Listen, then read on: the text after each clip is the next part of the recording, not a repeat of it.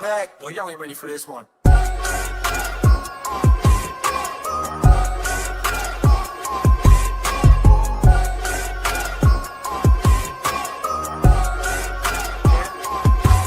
say the Torah's gone, the gospel ain't right. But if that came from your God, how would vanish overnight? Said his words never fail, they stay shining bright. But now you call them twisted, that don't seem right. You tell me scribes flip the script, made a mess of the text. But if Allah keeps his word, then what's getting wrecked? Surah 6115, tell me what it say. No one changes words, so who threw them away? If his message is eternal, then why did it disappear? How men rewrite God, that should strike you with fear. If mortals change the Torah, gospel flip it like a page. Then how you trust the Quran when it's built on that stage? You say the Torah's gone, the gospel ain't right. But if that came from your God, how it vanish overnight? Said his words never fail, they stay shining bright. But now you call them twisted, that don't say the gospel was revealed, a light for all to see. But now you say it's tainted, bro, that don't sit with me. If Allah sent the angel, then why ain't it here? Did man outsmart your God? That's the question in the air. You say we lost the truth, but his promise stands forever. If you God's revelation, then how'd he lose the letters? You can't claim perfection, then say it got replaced. Cause what's the point in truth if it's easy to erase? Islamic dilemma, yeah, that hole too deep. Can't say God protects, then claim he fell asleep. If you think man changed it, then what else got bent? Did they switch up your book? Better check that print. You call it corrupt, but you ain't even read how you talk about the gospel when you follow what they say. You're taking words secondhand, don't question the past. But when it comes to the Bible, you be doubting too fast. You pick and choose, make excuses when you lose, saying this part's real, but the rest you refuse. Man, stop shredding his words, don't rewrite his decree. If you claim he's in control, then let the truth be free. Yeah, what's the Injil? Where did it go? If his word never fades, why you act like you don't notice the Islamic dilemma? Truth in disguise, you can't rewrite his message just to fit in your lies.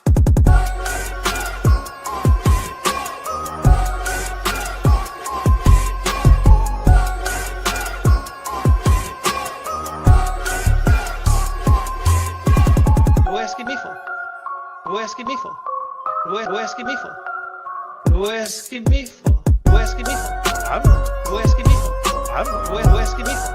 I'm lo asking me for? Lo asking me for? I'm You don't know? lo asking me for? I'm So it's not verifiable. no. No, not verifiable at all. Welcome, everybody. I need to go back to center. There we go. E-I-E-I-O. Welcome, everybody. Yes, hey, come on in. So this is an open call in live stream. We'll be reviewing a video from a Muslim propagandist, I think would be the best way of saying who she is. And if you don't know who that is, because I already let it slip, you'll find out. It should be quite interesting. Good afternoon. Yes, Eric, the true prophet. Eric wears a hat. Must be a true prophet indeed. Well, I have not given any prophetic words on here, but I do have two eyeballs and I can read. So I'm already more qualified than Muhammad.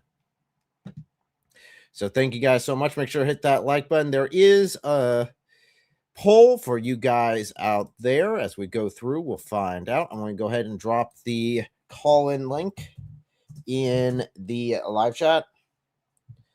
Any Muslim is more than welcome to come up. After all, the Quran says that we will find Muhammad in our scriptures. I look at our scriptures, I do not find Muhammad. So at least as a true prophet. If any Muslim can prove to me that Muhammad is a true prophet, as according to the Bible, then I will take a shahada and convert to Islam. Mostly because if he is a true prophet, according to the Bible, then it should be pretty obvious then that Islam is true, and I do want to follow the truth no matter what it is. So I would be open to that. Any Muslim, more than welcome to call in. But until then, make sure you guys vote in the poll. Yes, we have Lily J here telling us that Muhammad is in the Bible. So we're going to take a look at what she's got to say. But we'll see. We'll see. Maybe it's a shocking, as she says. After all, she's claiming this is the shocking truth. Well, let's see how shocking it is for anyone who's paid attention for 5 seconds to the Dawa script and see if it actually has substance or not. I'm thinking probably not. But let's go ahead and dive on in. Believe this is in the Bible. This has changed the way I see the Bible completely. So today I'm going to tackle one of the most debated topics between the Christians and the Muslims. Is Prophet Muhammad actually prophesied in the Bible? So, I mean, this is a pretty critical question because the Quran says that we as Christians would find Muhammad in our scriptures.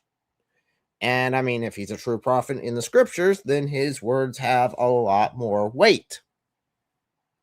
But I have yet to see it. I've seen him as a false prophet multiple times in the Bible. It's very clear that he would most likely be classified as a lying, perverted, false prophet. Absolutely, according to biblical standards. But I don't know. Maybe she's got some new evidence here that I don't know about. So we'll see. Hopefully she just doesn't use the same old Dawa script and be, oh, I can't believe it's actually here. Oh. So she said this has changed how she looked at the Bible. Well, I doubt she's ever actually read the entire Bible. But, I mean, I could be wrong. I am not I don't know everything. So, I don't think she's real. Is she a robot created by Muslims? I don't know. I think she's an actual person, if that's the question. But, I mean, you could probably make the argument and debate. I mean, could be a debate topic right there. Is Lily J a real person or is she a robot made up by Muslims? Just to let you guys know, we are at 47 days of continuous content here on YouTube. Yes. Oh, AI. Yes. Well, I mean, I guess. I mean, she could just be a complete AI garbage script. I mean, we only see videos of her. I don't know anyone in real life that's met her. So, I don't know. She looks too... I honestly speaking, with knowing some of her arguments, I think she's probably real. Because I don't think AI would be this stupid. But that's just my impression. And we are joined by Silly J. Welcome, Silly J. You're muted. You're gone. I'm gone. What happened? My live stream has been taken over by the jinn. Yeah, I just pressed the wrong one. She must have clicked the wrong screen when she popped in. So we might have a surprise of her joining us later. We'll see what happens. Let's go ahead and dive on into this little video here. So far, this has changed everything. This is like mind-blowingly awesome. Okay, let's dive on in. Guys, make sure to hit that like button so that YouTube knows that this is a live stream that they definitely should promote because we're going to be shedding some truth here. And I like the fact that all of our hearts, like there, I just realized this, she's got the heart in like 3762, and that lines perfectly up with my days right there. So we'll see if I ever get up to 3,762 days of continuous content. That would be a long way off, but we'll find out. A lot of people that are in my comments, in my DMs, in my messages, sending me verses from the Bible that they believe is about Prophet Muhammad. But today I want to do a deep dive and see if these verses are actually about him or have they just been interpreted like that. So I'm super excited. I cannot wait to find out. So let's go. All right, guys, I'm using...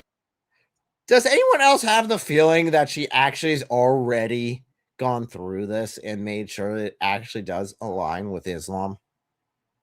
I kind of got a feeling she's already gone through these. So she's got a PC here.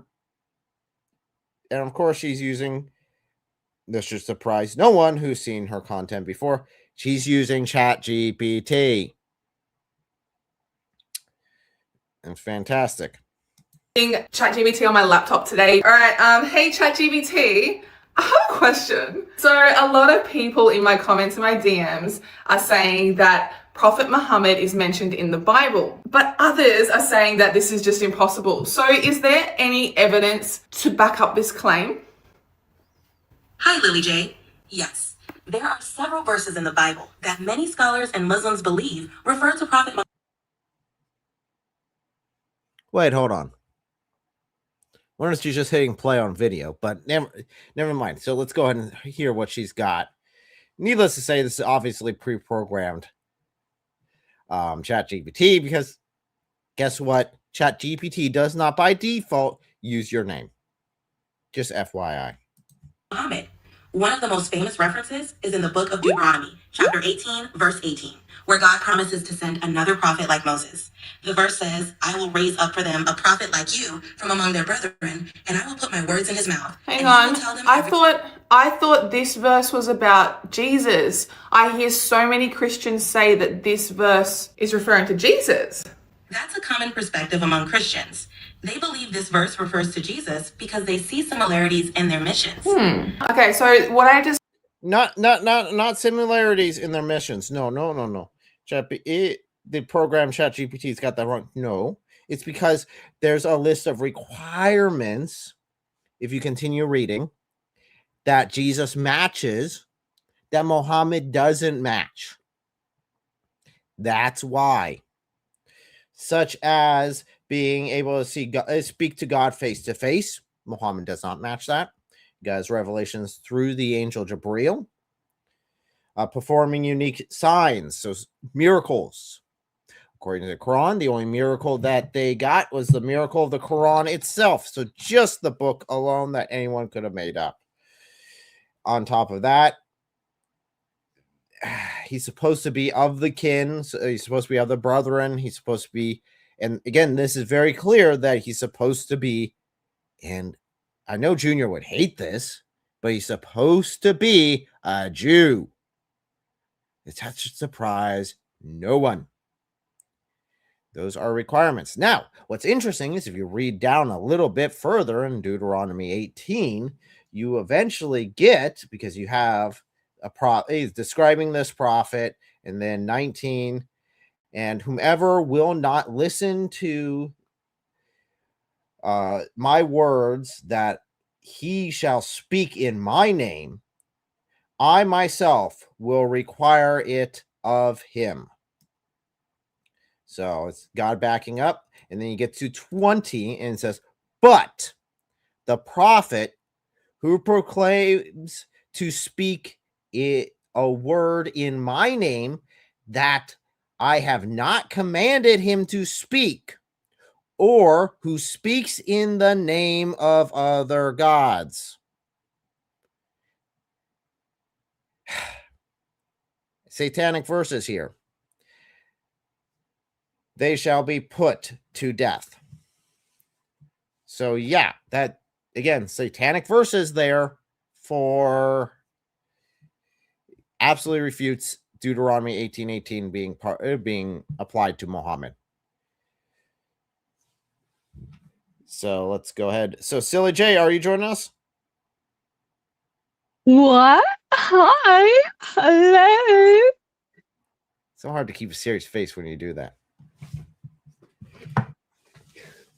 So let's see if this is amazing to you as it is to Lily J here. noticed is the very first part of the verse. It's Hold on. This is clearly about Muhammad. You're not being very far. When we look at Sahih al-Bukhari 4788, Aisha said, your Lord beckons to do your will. This must be about Muhammad.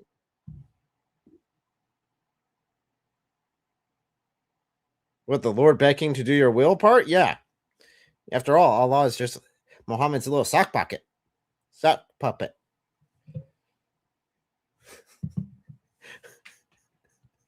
So also, I got a question for you. Where does she get the energy? That's a good question.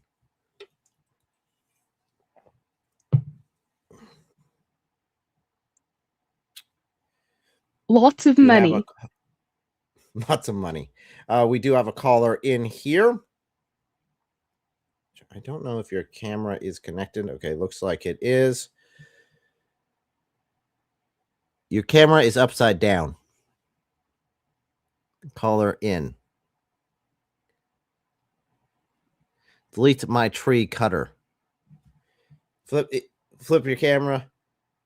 There you go. Okay, much better. And we've had you on here before, so I'm going to go ahead and allow you to come on up. Welcome. Jesus There's is an echo Lord. from you. Amen. Amen. Change our microphone source here. Hold on.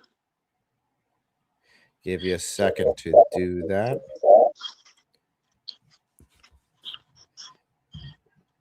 While he does that, I just want to say there's no other way that this is about anybody but Muhammad. It says, and he shall speak to them all that I commanded him. And then it talks about how if they don't, that they'll be killed, right? So we know this must be about Muhammad because Surah 69, 44 through 47 says, and if he, i.e. Muhammad, had made up about us some false sayings, we would have seized him by our right hand, then we would have cut from him the aorta. And there's no one of you who can prevent him from us. Oh, golly. Just to let you guys know, when we did that skit with me playing Malik and Elle down there playing Silly J, I could not keep a straight face the entire time. It was horrendously hard. But to answer your question, yep, and that's exactly how Muhammad died. After all, his order was severed by the poison he ate at Khaybar, according to his own testimony. If you want to call Muslims, if you want to call Muhammad a liar, I really have no issue with that. But that's not a very good perspective.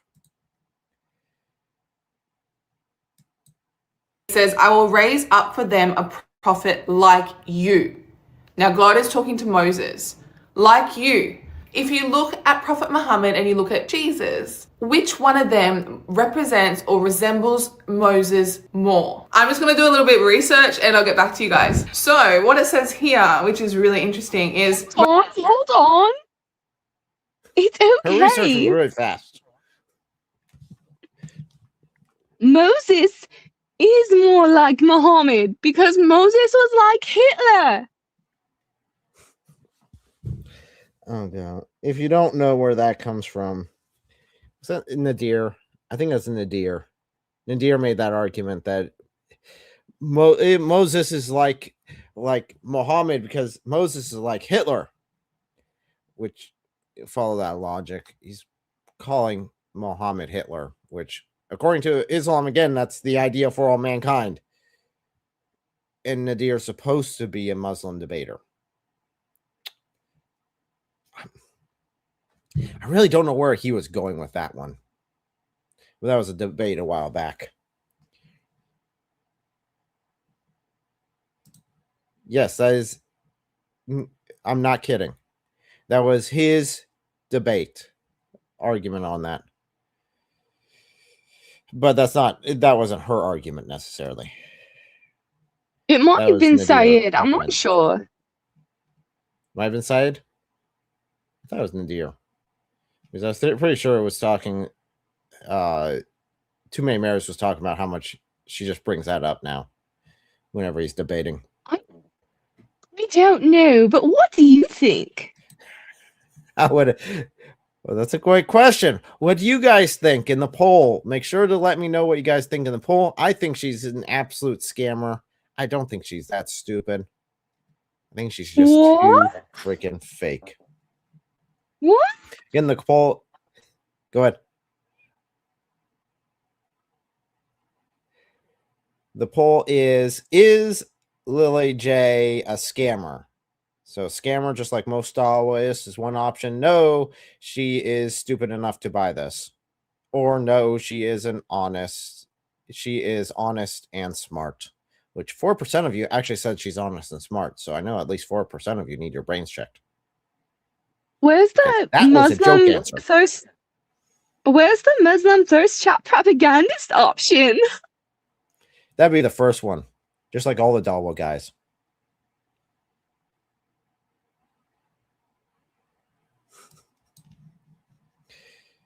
So I was 4%. Sorry. Well, maybe it's just a mixed click then. Nadir is borderline worse than Junior. No, I'd say Nadir is definitely worse than Junior. I'd say Junior's at least got entertainment value. Nadir is just annoying.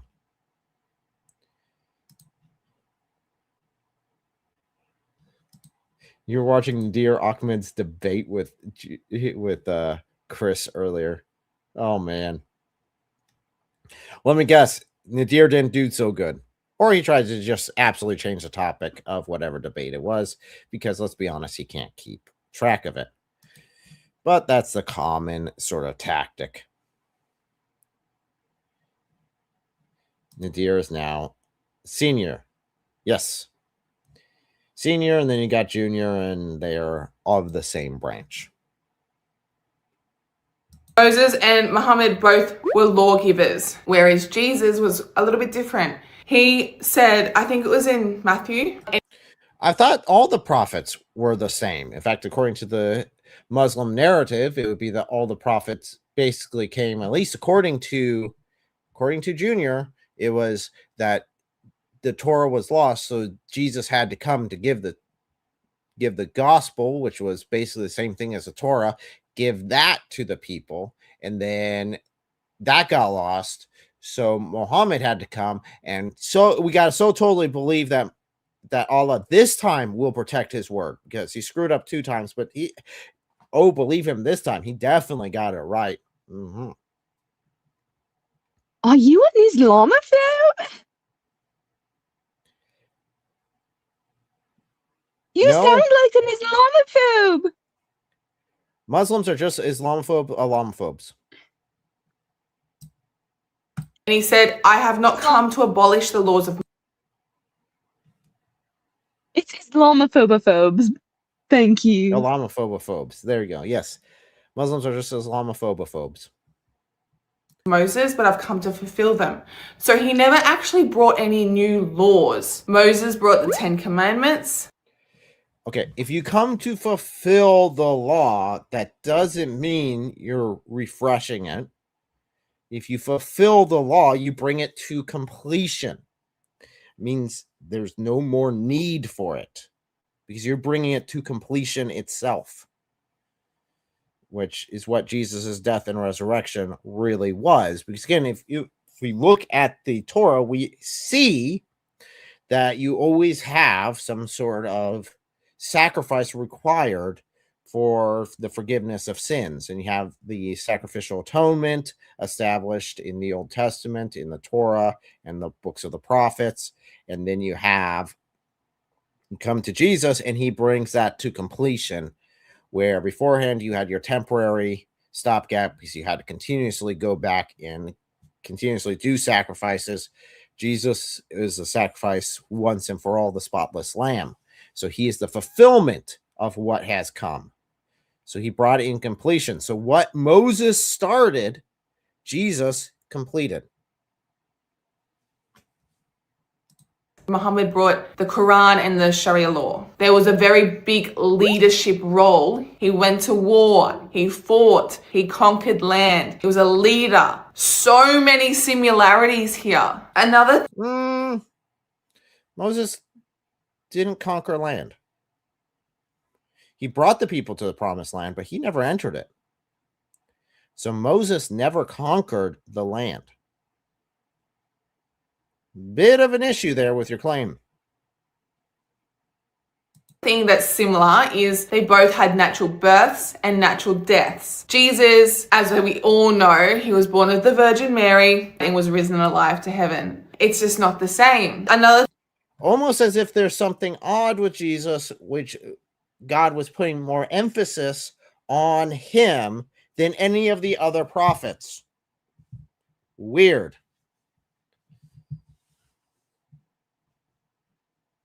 thing, if you look at the lives of Moses and Muhammad, they both had marriages, they both had children. Jesus was never married. Jesus never had children. If you just look with an open heart, open mind, and make up requirements for yourself that are outside the Bible, never mind what God actually said he was going to be like. Because if you look at what he's actually, the requirements of the prophet, it's actually going to be like, it lines up with Jesus, does not line up with Muhammad. So very simple. Again, Moses spoke to God face to face. He had that connection with him. He spoke to him through the burning bush right there. There was no angel in between him and God.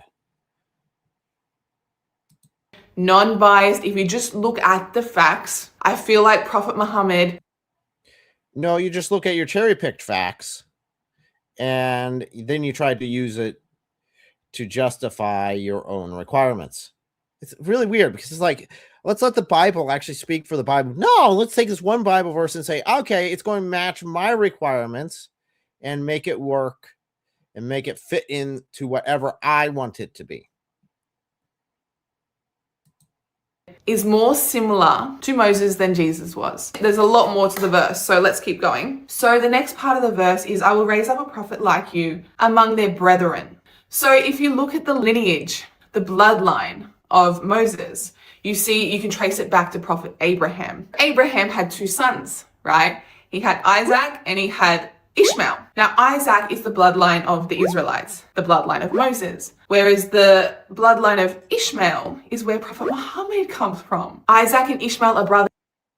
Well, first of all, that is really scant that there's actually any lineage between Ishmael and Muhammad. It's very vague as far as the claim goes. It's like, okay, they're both from the same sort of geographic location, so obviously it must be the correct lineage. No, that's not how that works. Now, it's very odd because in order to fulfill this prophecy the way she wants, you actually have to go up generations in order to get to this other branch and go down it in order to get to Muhammad, instead of just continuing the branch down to where Jesus is, which he would have been one of their brethren. And again, the phrase brethren here is again used multiple times in the Bible. All of those times are referring to the Jews here, not the Ishmaelites, not outside of the promise of Abraham. I can't And stand Muhammad comes from one. Islamophobia.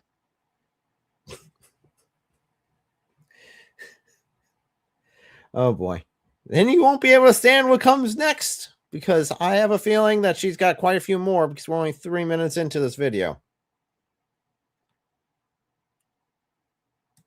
One bloodline and Moses comes from the other. I will raise up a prophet from your brethren, from your brothers. Like, it fits. This is like quite literally fulfilling the prophecy. Okay, so the next part of the verse is, it isn't. It's standing up on your head, doing the opposite of what you would have to do to find brethren.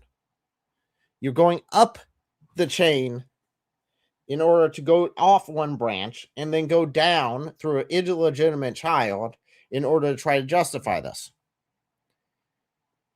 You see, Muhammad was an illegitimate child and Ishmael was an illegitimate child. This is the proof. Yeah, and if you want to see how much of an illegitimate child Muhammad was, may I recommend going over to Reasoned Answers channel and watching one of their last live streams on Muhammad's mom being a prostitute. Because holy cow, he was a very illegitimate child indeed. Well, I think Christianity is false because of all the fatherlessness in the US.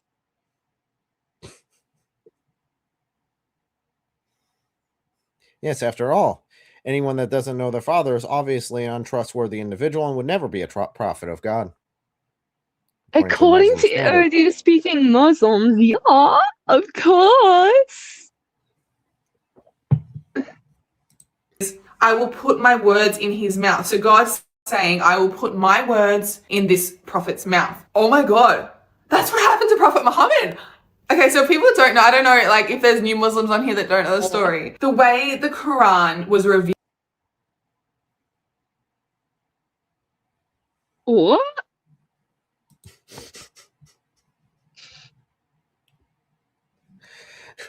Well, let's let her make her case. To Prophet Muhammad was through Angel Gabriel. Now, the first time that Angel Gabriel met with Prophet Muhammad in the cave, he says to Prophet Muhammad, read. And Prophet Muhammad says, I can't read. And the angel says to him, read in the name of God. Prophet Muhammad's illiterate. He can't read. He can't write. So I will put my words in his mouth is quite... That's not what happened. Talk about sugarcoating the snot out of that story. Ooh, Angel Gabriel just showed up in the cave one time and said, oh, Muhammad, just read. Read this. And Muhammad's like, I can't read it. No. Oh, my gosh. Talk about lying. If you've actually read it, you know that. And again, she's talking to new Muslims here. Muslims that don't know the story. And it's like, no, you're lying about the story. Because what happens is Jibril shows up and starts choking Muhammad while he's strangling Muhammad. And to the point where Muhammad doesn't think he can bear it anymore. He's demanding that Muhammad read, which according to the Muslim narrative is something he physically can't do. So this angel, this quote unquote angel, shows up in the cave, chokes him 3 times, demanding that he does something. Muhammad is so terrified, he flees the cave, runs to his wife, and then hides underneath his wife's skirt in order for protection against Jibril. I mean, seriously. First of all, what a pathetic man. I mean, seriously. Men are intended to defend their wives, not run behind them when things get scary. He's a coward in this story. On top of that, this is not acting like any angel you see in the Bible. This is acting like a demon that you would see in the Bible. Oh, yeah.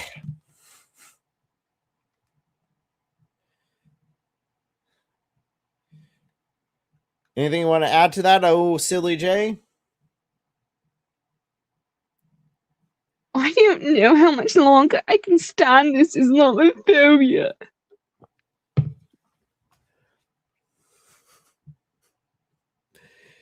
I know it's absolutely painful coming from Lily J here. All this Islamophobia. Literally a prophecy of how the Quran was revealed to Prophet Muhammad. This is insane, guys. Sorry, one more thing I just found really, really interesting. So in Genesis 17:20, there's a verse. Okay, no. You're running away pretty quickly from that verse. Now you're jumping all the way back to Genesis. They're not going to address the whole part of who speaks in the name of other gods. That same prophet shall die. You're missing that part where it's condemning Muhammad. It's very funny that they always selectively edit these verses to only include what they want and not like read the next verse. Rule of thumb, whenever a Muslim comes to you and says, this is what this verse says, the first thing you do, go back 3 verses, go forward 3 verses, and see what happens. Because 99% of the time, that will clear up the issue. Because unlike the Quran, the Bible is actually clear.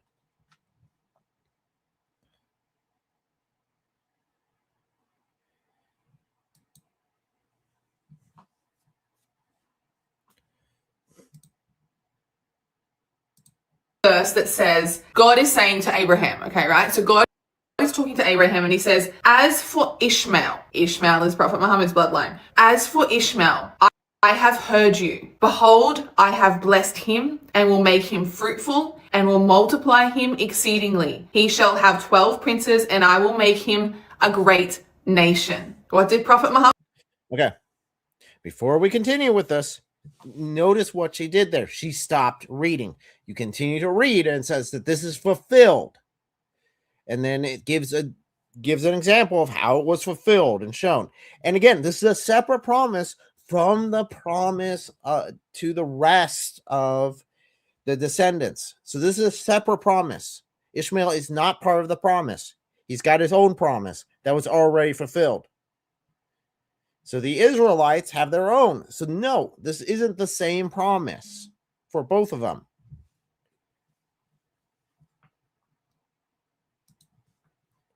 Do. He made a great nation. I definitely think this is talking about Prophet Muhammad, because it's just like, who else could this be talking about? Like, who possibly could this be talking about other than Prophet Muhammad? Alrighty, let's keep going.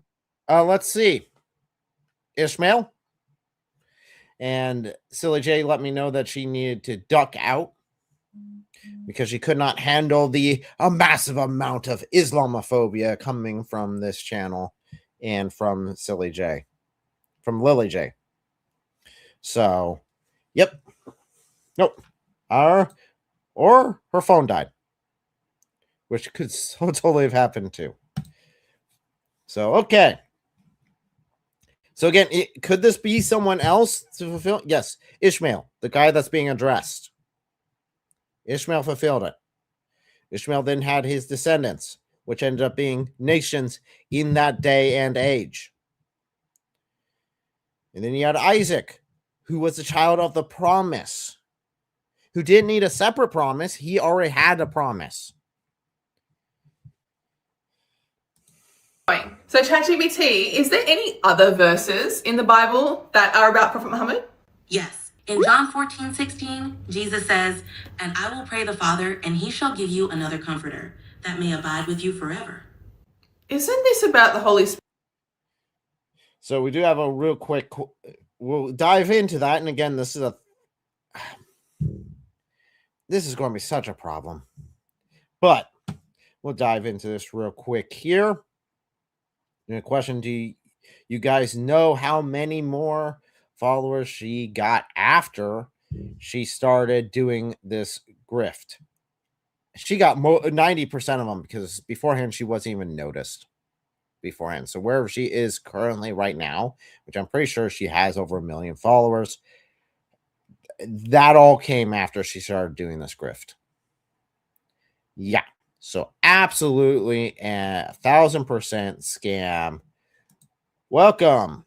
Hey, brother. Welcome. Come on in. Enjoy the intellectual arguments here. It's the Holy Spirit. You know that. I know that. That's not what she's claiming. Again, part of what she read said that this comforter would be with you forever. That may abide with you forever. So yeah, bit of an issue. I thought Christians believed this was about the Holy Spirit. Yes, many Christians interpret the Comforter as the Holy Spirit. However, some Muslims believe this term could refer to Prophet Muhammad, considering certain descriptions and prophecies. A lot of Christians say this is 100%. No, just a news flash to any Muslim who is using this argument. Guys, Muhammad died. He is not with you forever. That's not a thing that has happened. But yet that is what this verse clearly says, is that this comforter, this advocate, is supposed to be with you forever.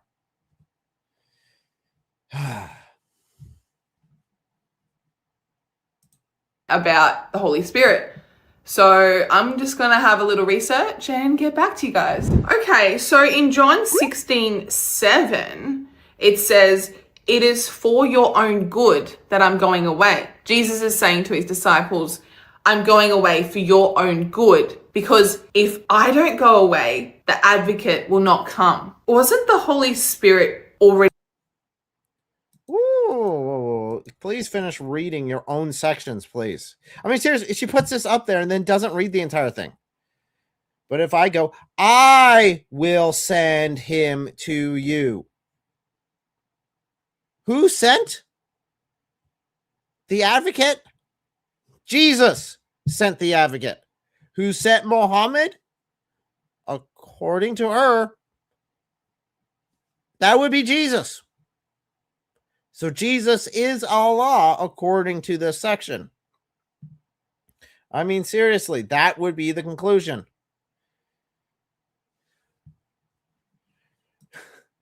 You know, Muhammad lived forever.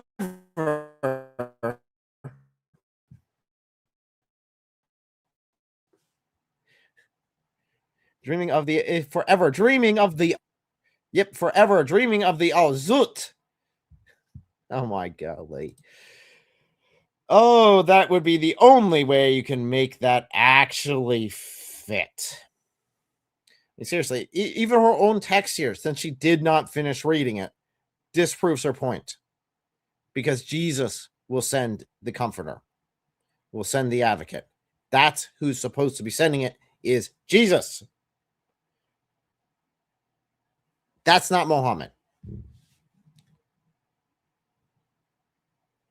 Right. Jesus is saying to his disciples, I'm going away for your own good, because if I don't go away, the advocate will not come. Wasn't the Holy Spirit? Because I will send the advocate to you. Spirit already there? So John 16, 13 to 14. The Spirit was already with Jesus, absolutely. And there are instances that the Spirit is with people every now and then. But this is the Holy Spirit being poured out upon all the disciples. That's Pentecost, right there, being poured out upon all the disciples. Not just a select few. It was open to everyone and poured out upon them. It says, the Spirit of truth is come. He will guide you into all truth. He shall not speak of himself, but whatever he shall hear, he shall speak. And that right there disproves Muhammad. Because Muhammad definitely spoke on his own. He claimed to have these revelations, but he also spoke a lot on his own. Well, guess what? The Holy Spirit does not speak upon his own, because he is God Almighty. He's part of the triune nature of God. So no, he does not speak just on his own. But Muhammad definitely did. Because Muhammad was a man. Separate from God, which guess what? The Muslims would agree. And he will show you things to come. Okay, firstly, the amount of times this verse says he shall guide you. He shall not speak of himself. That's because the Holy Spirit has his own personhood. Not a big surprise for anyone that studies the Bible at all. But whatever he shall hear, he shall speak, he will show you. That's a lot of he's. If it was speaking about a spiritual thing, why would he put so much emphasis on he? It just feels like it's speaking about a man. Another thing, he shall not speak. I don't care what it feels like to you, because you have your own perspective that you want to prove, and you're very, very selective in your verses and not even reading the entire verses. So it's showing that you're very dishonest when it comes to this. It's what the verse actually says. And this can't be a man, because the advocate is to be with you forever.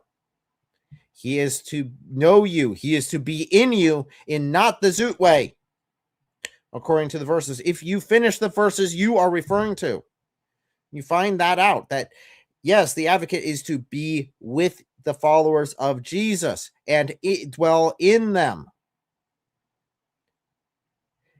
Not in the El Zoot way.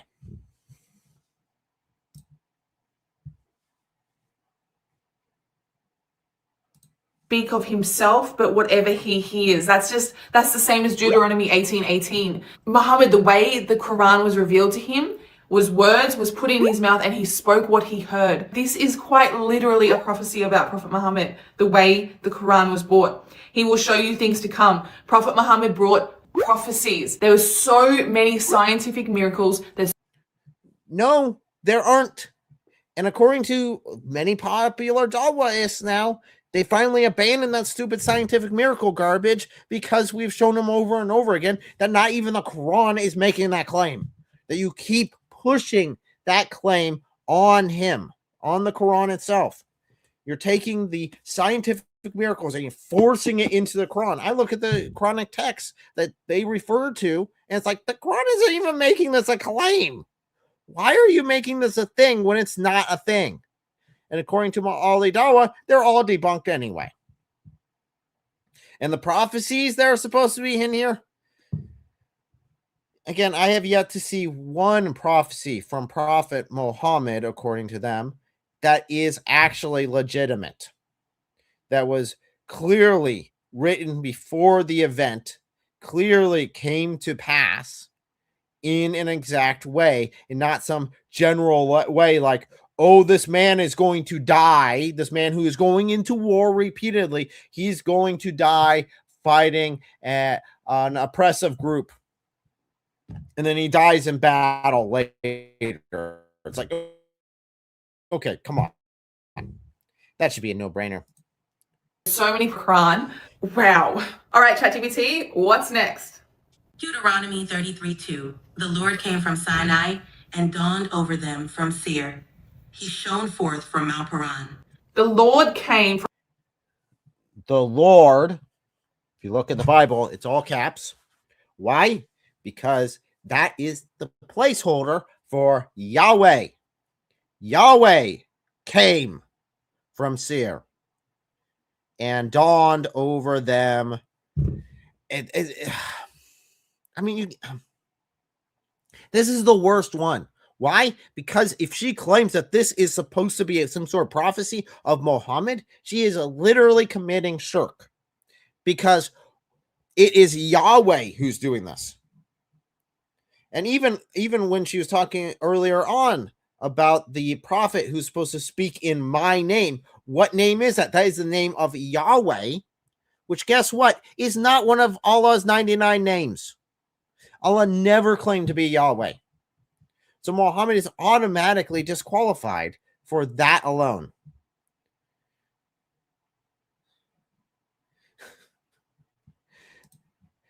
Yes, Eric is working his wizarding powers with his hat. With that hat, yep. Oh my golly. from Sinai. Okay, so we know that Prophet Moses got the 10 Commandments on Mount Sinai. Dawned over Seir. Where's Seir? I just read into it. Where is Seir? Seir is the south of Jerusalem, and Jesus was in Jerusalem. And then Mount Paran. Where's Mount Paran? Mount Paran is traditionally identified with the region. It's Mount Rock. Paran is just a rock. And yes, they renamed one of the city, one of the big rocks near Mecca, Paran. But of course, she's going to mix that up because after all, they have to stick that down there. Of the Arabian Peninsula, specifically around Mecca. It's believed to be the area where Ishmael, the son of Abraham, settled. This connection leads to the interpretation that the verse may refer to the emergence of Islam from that region. Wow. I really like the wording of this verse. So it says the Lord came from Sinai. Yahweh came from Sinai. So Moses brought the 10 Commandments. That was like this beginning of this law. Dawned over from Seir. Dawned. So what's dawn? Dawn is when the sunrise, the sun comes. And that makes a lot of sense with Jesus's coming. He restored faith. That makes a lot of sense. I'm stretching this as far as I can. In other words, I got to add a bunch of words into this in order to make this work. Instead of saying, being God, he dawned over them from Seir.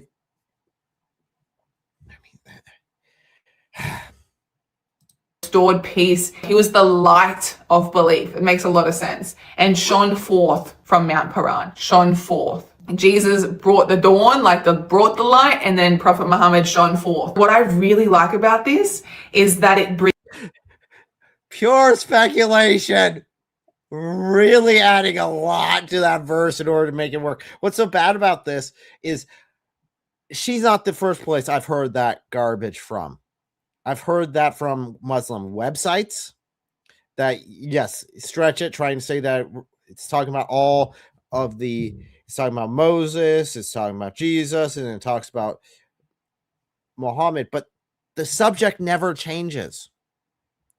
The personhood never changes through that. The main person is the Lord, which is Yahweh. He comes and he does all this. He is the one who is mighty. And yet, sticking this with it. Oh, yeah. Brings all the religions together. It's saying, hey, you guys aren't separate. You're all under the same God. You're all worshiping the same creator. This verse really hit me. Like, God is literally saying, guys, you're all brothers and sisters in faith. Why can't you get along? It's just a continuous. Oh, let's see what the Quran says. Oh, look, the Quran says 929. Oh, we're supposed to be subjugated. Oh, well, 98:6 says that we are Christians and Jews are the worst of creatures. That seems pretty rough. And then you look at the image of God in the Quran. You look at the image of God in the Bible. You look at the image of God in the Torah. Two of them line up, and the Quran one doesn't. Completely different character traits. Continuation. Like, I actually can't believe this is in the Bible and no one's saying anything. Like, how can people not read this and just be overwhelmed? Okay. Hang on a minute. Very easily, because I read it in context. I mean, I read it in context. I'm overwhelmed in context because I know who it's actually speaking about, because that is awesome. But I'm not thinking it's Muhammad, because Muhammad doesn't match any of these things. Okay, so I just searched in the Bible. I find all the verses that mention Mount Paran, okay? I just found another one. This is just, whoa, listen to this. So it says, the Holy One from Mount Paran. His glory covered the heavens and his praise filled the earth. So this is a prophecy of a Holy One. Is he really? No.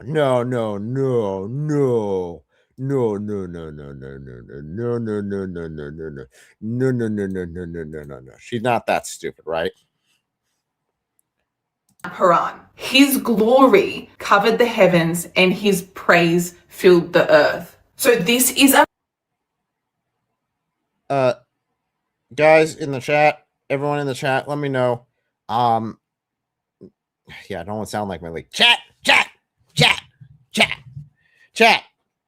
Whose glory fills the heavens? Whose glory fills the heavens?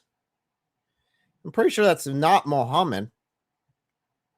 So we do have a caller in. I'm going to go ahead and let you on up. Hopefully everything stays connected. Welcome. Hey, brother. It's good to see you again. Yeah, how you doing? On up. So let me ask you, just for the audience, we know this gentleman here is a Christian. He's joined me before on some of my other live streams. So we've already got that established. What is your perspective on this? Hey, I was off the whole time, and just now I was able to reconnect. So you haven't found any of these proofs that she's brought up to be inspiring? Hello. Yes, I can hear you. I don't know if you can hear me. Try to reconnect, and we'll go ahead and pull you back up if that's possible. Sometimes StreamYard has been having issues, definitely with some phones, that have led to some serious problems. Definitely iPhones. iPhones have a huge issue with StreamYard for some weird reason. There must have been some sort of update either with iPhones or with StreamYard itself. So we will go ahead and continue this. There's no way she's going to claim that is... Yeah, she did. The Prophet Muhammad.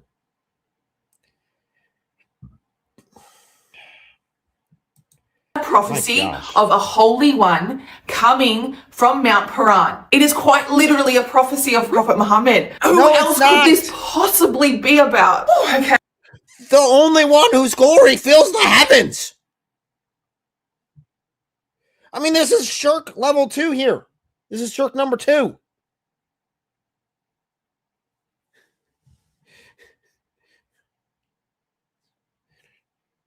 She had far too much Zoot energy drink. Absolutely. Holy cow. No, it's not. It's God. Obviously. Whose glory fills the heavens. Unless you want to say, she's literally saying Muhammad's glory fills the heavens. Muhammad's glory. Hey, I think I've only got the heart for one more. So ChatGPT, is there anything else in the Bible that could be about Prophet Muhammad? Yes. In John 1:19-21, the people asked John the Baptist if he was the Messiah, Elijah, or the prophet, showing they expected a prophet distinct from the Messiah. Okay. And not necessarily, some translations say and.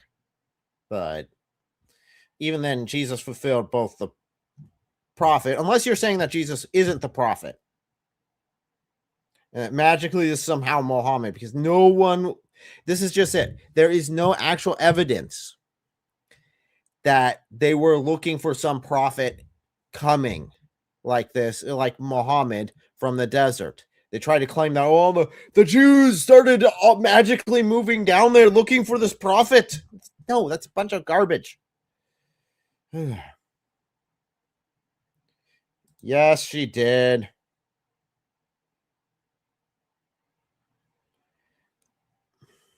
I know, it tells you who it is. Again, I told you the rule of thumb is just read 3 verses beforehand, read 3 verses after, and 90% of the time it just absolutely destroys their argument because it is completely taken out of context. But no, this still has like millions of views because people are actually taking her seriously. Actually, I'm curious. I want to find out how many she actually has on YouTube. So I'm going to look up this video on the side as well while we continue. That was interesting. Let me just read you this chapter. It's John chapter 1. So basically, John the Baptist is approached by Jewish priests. So Jewish leaders have sent priests to talk to John the Baptist. There's a lot of commotion in this area right now. People are saying that the Messiah is coming. They're all whispering to each other. The king at the time is freaking out because if the Messiah comes, it's going to overtake the king. Okay. Correction. I do need to make a correction on myself. This specific video here only has 47,800 views. And she on YouTube, because I know she's much bigger on TikTok, on YouTube, she has 445,000 subscribers. So in other words, a lot of people have been taken in by this. At least a lot of people have watched her argument here.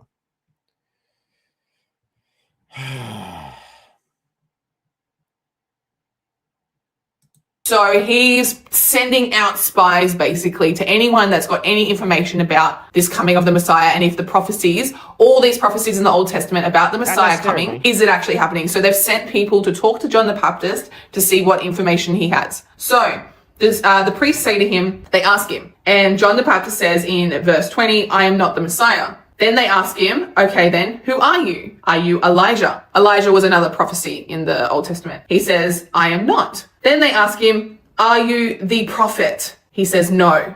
Why are they asking, are you? Why don't you keep reading? I mean, seriously. Because when John the Baptist sees Jesus coming, says, this is the one I spoke about. The one who is coming after me, for he is greater than I am.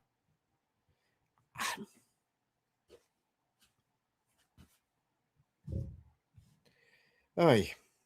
The prophet. That means the Jews were waiting for the Messiah, and they're waiting for Elijah, and they're waiting for the prophet. They're waiting for 3 people prophesied in the Old Testament. This is too much, guys. I actually don't know what to say right now. The Jews knew it.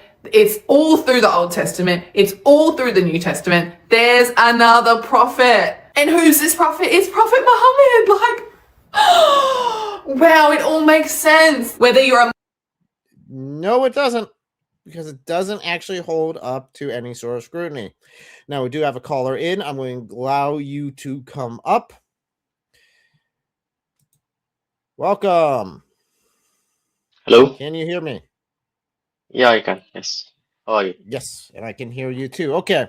So let me start off with a simple question. Are you Muslim, Christian? What are you? I'm a Muslim. Okay. Fantastic. Well, thank you very much for coming on up. So, what's your perspective? What do you mean by that? I just saw this video. I don't know what you were talking about previously.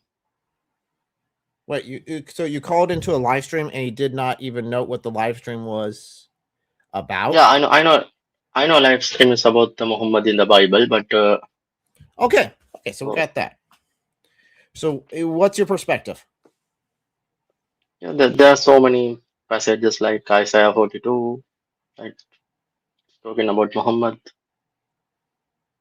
So you're saying that Isaiah 42? Yeah.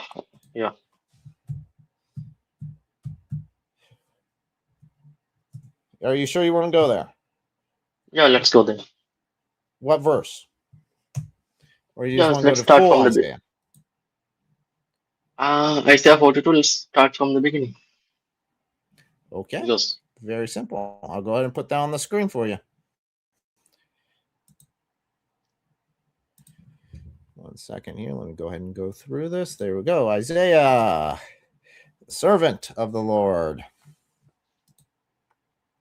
Here we go. Would you like to start reading at the beginning? Yeah, you can. Yeah. Go ahead. Okay. Because I have gone through the passage, let me tell you why it is talking about Muhammad. This is talking about the prophet who is going to the Gentiles. Second, this is a prophet who is going to bring justice to the nations. Nations mean in plural. And also, this is talking about someone who will defeat the enemy. Yes, like Jesus said Sorry? he did. Yes. What Jesus sent his disciples No, into every he's not. nation. He never said he is for the into every So nation. let That me is ask into you. every Jewish nation. Right? This is true. Yeah. Did Muhammad ever shout out or cry out or raise his voice in the street?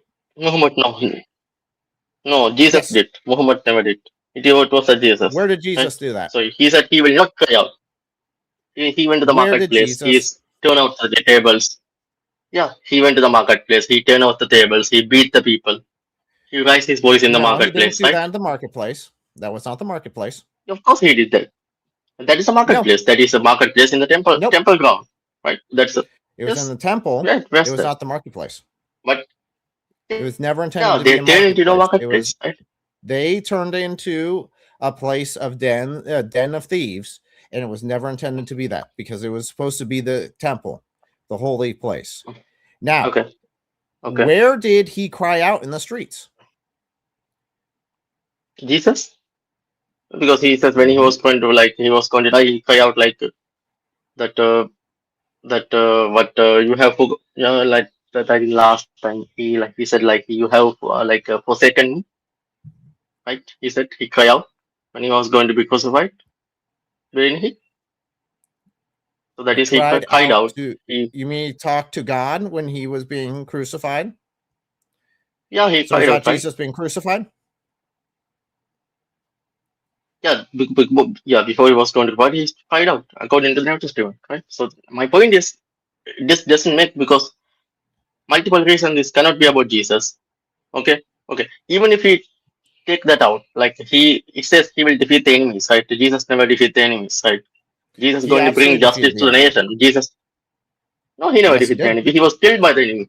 He killed by the enemy. His disciples were killed by the enemy. How did he defeat the enemy? He crushed the enemy's head as described in Genesis. No, he crushed the enemy's head and the serpent bit his heel. Absolutely. I don't. Let me ask you. You're reading too much. Who do you think the enemy You're reading too much. I'm reading too much? Really? Yeah, because it is talking about, because he's a warrior, right?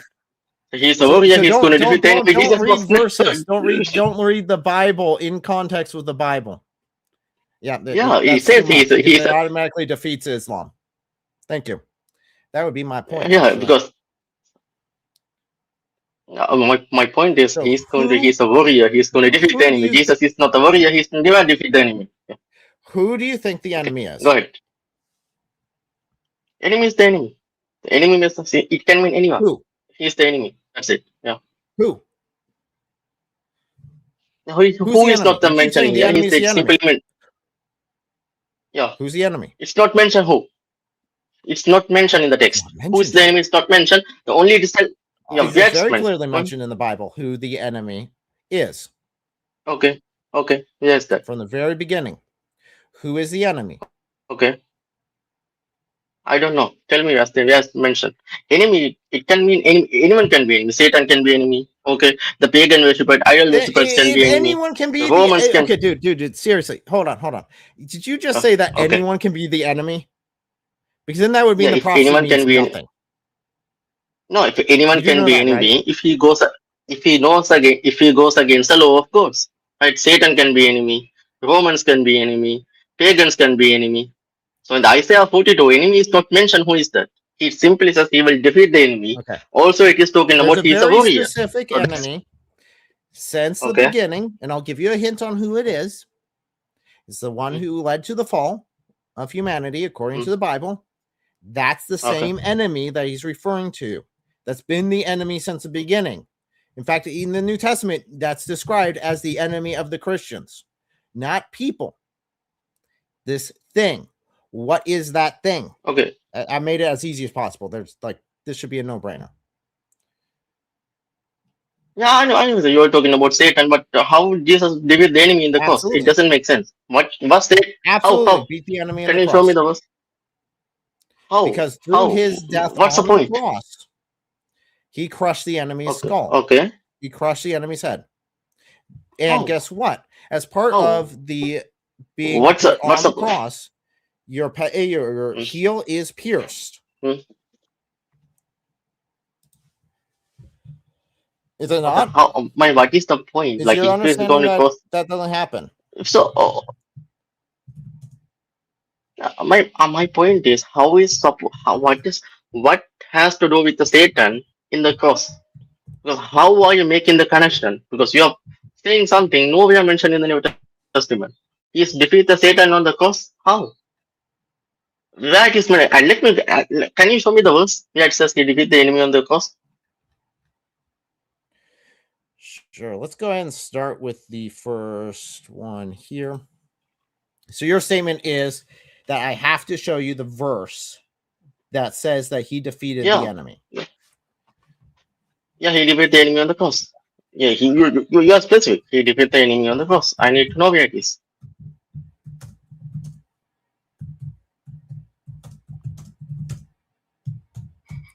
So let me ask you, what enemy specifically does this refer to Muhammad defeating?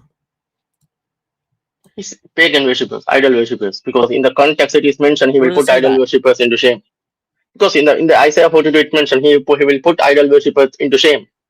So they are the enemy. They will defeat the enemy, put them Where into does it shame. say that he will put? Hold on. You said that it says that he will Yes. put idol worshippers to shame. Where does that say that? Shame, yeah. Isaiah 17, code is 42:17. 17. Yeah. You said 42:17? Yeah.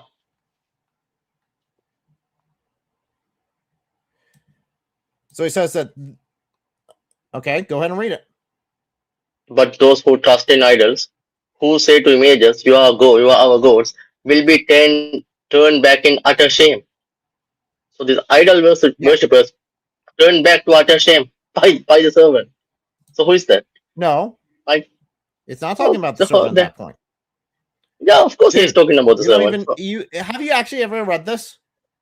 Have you actually? Of course, I read that one. Have you read Okay. this? Okay, go ahead and start Yeah, of reading course. from the beginning. Okay. And you'll see the context. He is Go my ahead and start servant. reading from the beginning. Okay. He is my servant, whom I uphold. My chosen one, in whom I delight. I will put my spirit on him. He he will bring justice to the nations. Okay, he will not cry out, he will not shout out or cry out, or raise his voice in the street. Okay, so it's talking about the prophet. Can you go down? So Stop. Just read. Okay. If you give any more context, I will mute you. Okay? Okay. Just read. Do Okay. not give me your personal interpretation. Do not add words. Okay. Okay. Can you read it, Eric? Because I'm not comfortable reading Go it. ahead. Can you? Go ahead. Okay. Okay. He will not falter or discourage till he established justice on earth.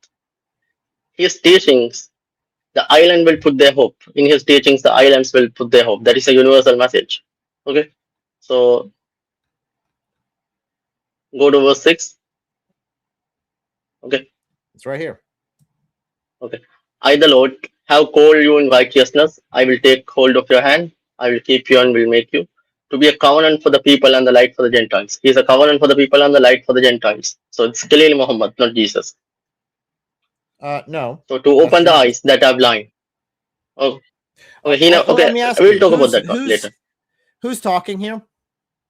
What's the name? It's a God talking here. God talking here.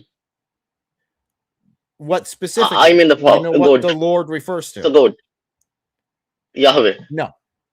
Yahweh. Okay. Yeah. Is Allah Yahweh? Yeah, he's the Yahweh, yes. Give me one verse that says that he's Yahweh. Where does it say Allah say I am Yahweh? No, it's he never said I am Yahweh. Yeah, in the New Testament where he's called I am Yahweh. Show me. New Testament do not call him Yahweh. Also Quran do not call him Yahweh. We are in the same boat. Right? If you are asking me what Quran says, you have to show me what New Testament says. To be Yahweh. Yeah, that's what I'm telling you. Quran never mentioned. In Quran, Allah never claimed to be Yahweh. Same as in the New Testament. Right? He New Testament do not claim to be Yahweh. Never. Yeah. Although Jesus does claim to be Yahweh. Same as in the New Testament. No. Jesus, where is that? Where in the New Testament? Where in the New Testament? Where he said, I am Yahweh? I am. Before Abraham was. Yeah, I am doesn't mean Yahweh. Yes, the blind man told I am. That's when he. A blind man called I am. So he's also Yahweh. Okay. Do you even know what Yahweh means, bud? What does Yahweh mean? Yahweh is a name. Okay, his meaning will be I am. Oh, the meaning is I am? You mean when Jesus said, before Abraham was, I am, and then the Jews picked up stones because they knew he was calling himself God. Jesus has to say, before I am, right? That's what he's supposed to say. Before Abraham was, I Yahweh. What is the meaning? Before Abraham was, I am. Before Abraham was Yahweh. What is the meaning? Before How can we claim Abraham to be Jesus to be that? I am Yahweh. Before Abraham was, I am Yahweh. Okay, yeah. Before Abraham was Yahweh. So how it's according to the passage, how it referred to Jesus as Yahweh, right? Before Abraham was Yahweh. We all know before Abraham was Yahweh.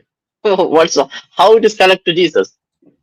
Right? If you are genuine, you have to say blind man say the same thing. I am. So the blind man also Yahweh? So saying before Abraham was, I am. We can clearly see this in other contexts. 1 second. Yeah, before Abraham was Yahweh. So how it is talking about Jesus? Jesus said to them. Before Abraham was Yahweh, how does Jesus say? It doesn't make any sense. What do you mean? Doesn't make any sense. Before Abraham was, I am. Before Abraham was Yahweh. So is Jesus lying? Is Jesus a liar? No. Truly, I'm telling he's not liar. Abraham was, I am. No, so here it has nothing to do with the Yahweh. That's what I'm telling. If you say I am in Yahweh, that doesn't make any sense. That has no meaning. Your interpretation is meaningless. That's what I'm telling. Before Abraham was Yahweh, what is the meaning? Can you tell me what is the meaning? To exist before Abraham. Is he claiming to exist before Abraham? Some kind of yes, some kind of like that meaning. Yeah, So yes. yeah, yes, yes. So here, can you read the highlighted section here? Yeah, I said your father Sorry. Abraham rejoiced. Yeah, your father Abraham rejoiced that he would see my day. He saw it and he was glad. So Jesus said to him, "You are not 50 years old. Have you seen Abraham?" Jesus said, "Truly, truly, I say to you, before Abraham was, I am." Yeah, he claimed to be pre-existent to Abraham. Yes. So he claimed to be pre-existent to Abraham. Hmm. Okay. So what did they do? They pick up stone. They thought Jesus is lying. Yeah. No, not because Jesus is lying, because he is committing blasphemy, which is what they were. Whatever, but he never claimed to be God. To do. I don't think so, because it could be blasphemy, because it could be he claiming some to be eternal, or it could be he's telling like he's lying or something. Because the point is he's not claiming to be Yahweh, right? The pre-existent to Abraham doesn't mean he's Yahweh. The Satan is before Abraham. That's when he's Yahweh. Claiming to be eternal. No, it's not eternal. He's claiming to be before. Or is he claiming to be internal? Because if no, he's not claiming to be eternal. Was I am. He's not claiming to be eternal. He's telling his pre-existence to Abraham. That he never claiming to be eternal.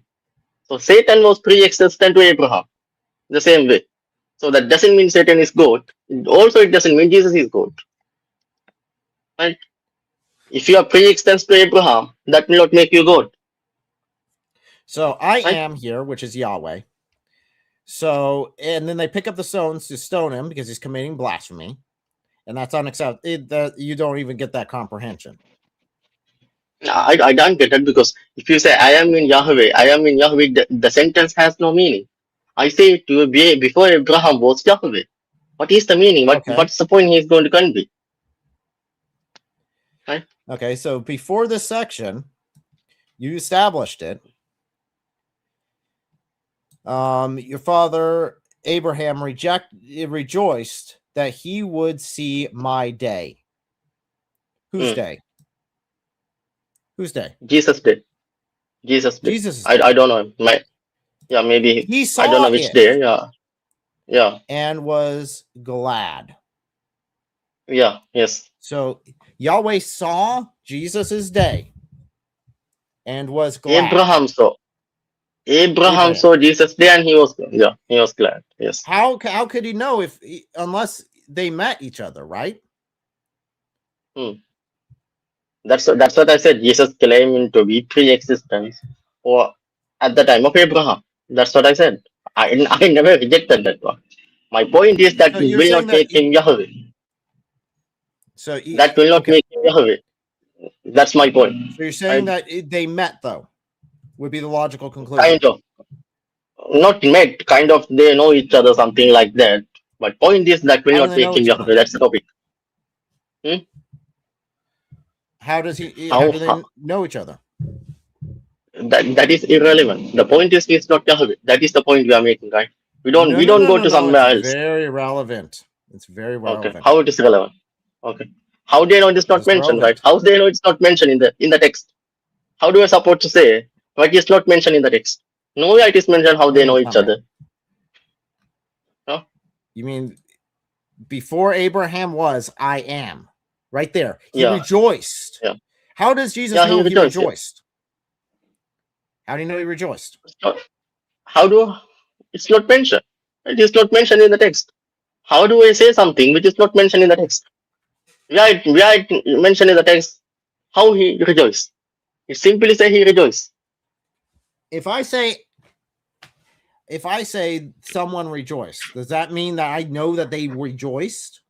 How would I know that in this case? We know that one because it is mentioned. That's all we know. It's mentioned they rejoice. That's why we know they rejoice. Nothing else.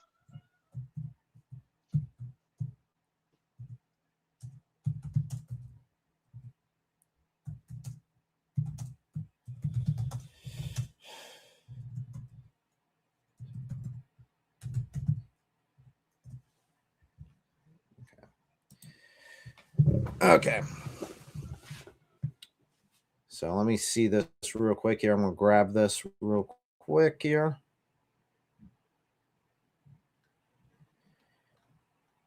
Because I think this highlights it even better for you.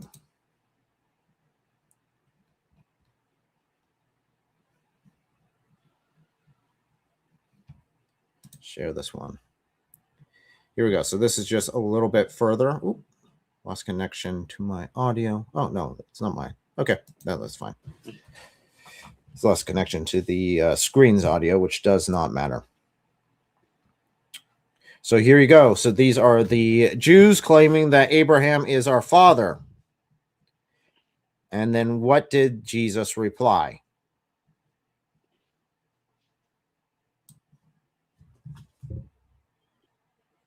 Are you able to see that? If you were Abraham's children, you would be doing the works of Abraham did. But now you seek to kill me. A man who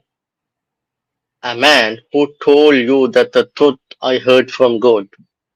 So this is not what Abraham did. So this is showing Jesus is a man. Jesus said, I this heard is not what from Abraham God. did.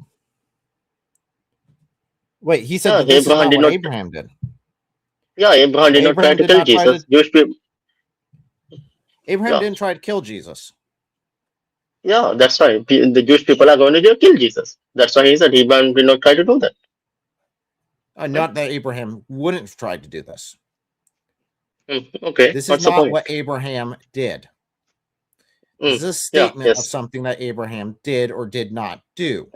So Abraham did not try to kill Jesus, right? That makes Jesus as a human. If Jesus is God, Abraham, how can Abraham try to kill God? Right? This shows my point. Jesus never claimed to be God. If Jesus is claimed to be Yahweh, how Abraham can try to kill Yahweh? It makes zero sense. Abraham did not. Okay, Right? Abraham never tried to kill Yahweh. This is clearly Yeah. saying that, right? Abraham It did doesn't not make- try to kill Jesus. Yeah, he did not try to kill Jesus. If Jesus is the Yahweh, that point is meaningless. What kind of creation is going to kill the creator? You prove my point. Many things can try. The Okay, point okay. is, and did the Jews kill Jesus right here? They Did the tried to Jews kill Jesus. right here? They Tried tried to kill Jesus. They tried to, but Abraham Yeah. did not try to kill Jesus, Yeah, yes. right? Yeah. Do you get where the logical conclusion is from this? If No, Jesus I is don't get the saying, conclusion. if he's saying Abraham did not do this, then the logical conclusion would have been Abraham had the opportunity to do this. He chose not to. So when did Abraham try to kill Jesus, or had the opportunity to kill Jesus to choose not to? I don't know what you are referring to. I have no idea what you're talking about. Which verse you're talking about? Well, if he's saying Abraham did not do that, he didn't do it. Logically, it means that Abraham had the opportunity to do it and chose not to do it. Okay. So when That's did one of the- Abraham meet Jesus? I don't think it is nowhere mentioned in the Old Testament. Yes, it is. Okay. Yes, it is. For me. Okay. It is when there are three messengers who visit Abraham. Okay. And then you have the one messenger that he spoke to, because he okay. spoke face to face with one messenger. Okay. And then that messenger, that angel, went off on top of a mountain. And we know what that messenger did at that point. The other two split off, went into Sodom, and pulled out Lot. Went to Lot and pulled him out. Okay. Okay. So, but we How do you know what happened. How do you know that messenger is Jesus? There's zero indication. Right? How do you know? There's zero indication that that's Jesus. Okay, where's Yeah. your proof? Where's your proof Yeah, that you, there's zero if you say indication? that is, If you say that is I just Jesus, gave you you are the one. Jesus' own words saying that they met, and logically, Abraham did not kill him. Didn't even try to kill him, which is what his descendants are trying to do. Jesus could have met Abraham at any time. So how are you going to show that incident is Jesus? That's my point. You are the one with evidence, not me. If you are telling Because that that's the angel time that a is messenger Jesus, went to Abraham. That is the time that you saw that happen. how do you know that one? That is that zero indication. That text never say that is Jesus. Text Okay. do not Does it say it's talk not? anything about Jesus at all. Because it's common belief that is Jesus. So where's your proof? It is your common belief. It is you. Yeah, it Where's isn't, your proof because that you it are the one isn't? need to. You're making a claim. You are saying that this can't possibly be Jesus. Where's your proof? Because we've already established that Jesus is claiming to be alive before Abraham. He's also claiming that Abraham didn't try to kill him like the descendants are trying to kill him. So we have Abraham meeting him face to face and Jesus claiming to be alive before Abraham. I'm asking, if you are telling that is Jesus, you are the one need to provide evidence. Lack of evidence, I don't need to provide evidence that is not Jesus. You have to provide evidence that and is then you Jesus. claim that can't possibly be Jesus. So I'm saying, where's your evidence that can't possibly be Jesus? Your evidence is Eric. You said Jesus met Abraham. Okay. No, I agree with that one. Yes. This here. We read it. We read where Jesus said that before Abraham was, I am, which is directly referring to Yahweh. I agree with you. Him meeting him right here. Yeah, I have no disagreement. He met him, right? Now Jesus have met Abraham multiple times, multiple locations. So how are you going to show that location? You just made some claims. You just made some claims. Jesus says once here. You're saying that they met multiple times. Where's your proof they met multiple times? Jesus said, okay, he said, according to this one, he said, but I have not, if Abraham did not seek to, he did not do this. Okay. Now that doesn't mean they met once. That doesn't mean they had no from like, it doesn't mean they met one time. It doesn't say anything. It simply said they met. So yes, I'm asking you what the incident. Making the claim that they met multiple times. You're making the claim they met multiple times. Where's your proof they met multiple times? Because I would say that they met once. There's a reference to a messenger of God, which is what an angel is a messenger of God, meeting with Abraham. And that okay, the messenger of God is not Jesus. Messenger could be anyone. How do you know that is Jesus? That is my point. If you say messenger of God is Jesus, what is the evidence? Said. What is the evidence that it's not? What is the evidence he is? What is the aligned with? Because angel came, Abraham feed them, give them food, and they went to Lot. So how do you know that is Jesus? Your assertion is, so Abraham met Jesus. So because of that one, that angel has to be Jesus. I mean, I don't even get your point. How do you know? Because did Abraham meet Jesus? Yes or no? Yes. When did this documented evidence happen that Jesus met Abraham? Because you just said yes. That so that they did, because text, according to your show, the text says there's a possibility Jesus could have met. Where is not mentioned. That is my evidence. Where is not mentioned. So you have to provide evidence that angel of God is Jesus. That is, you have to show.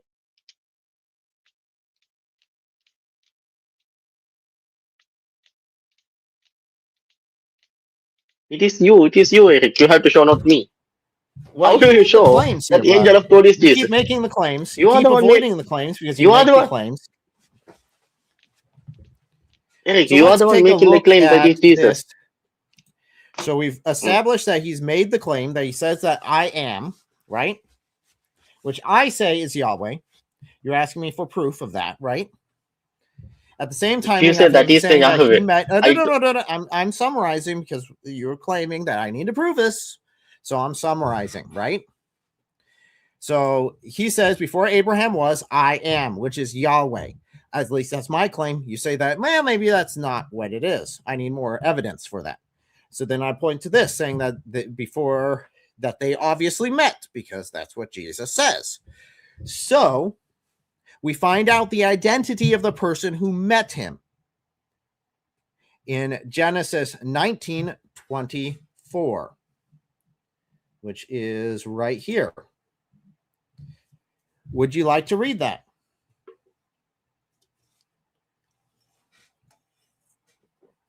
The Lord rained down burning sulfur from Sodom and Gomorrah, from the Lord out of heaven.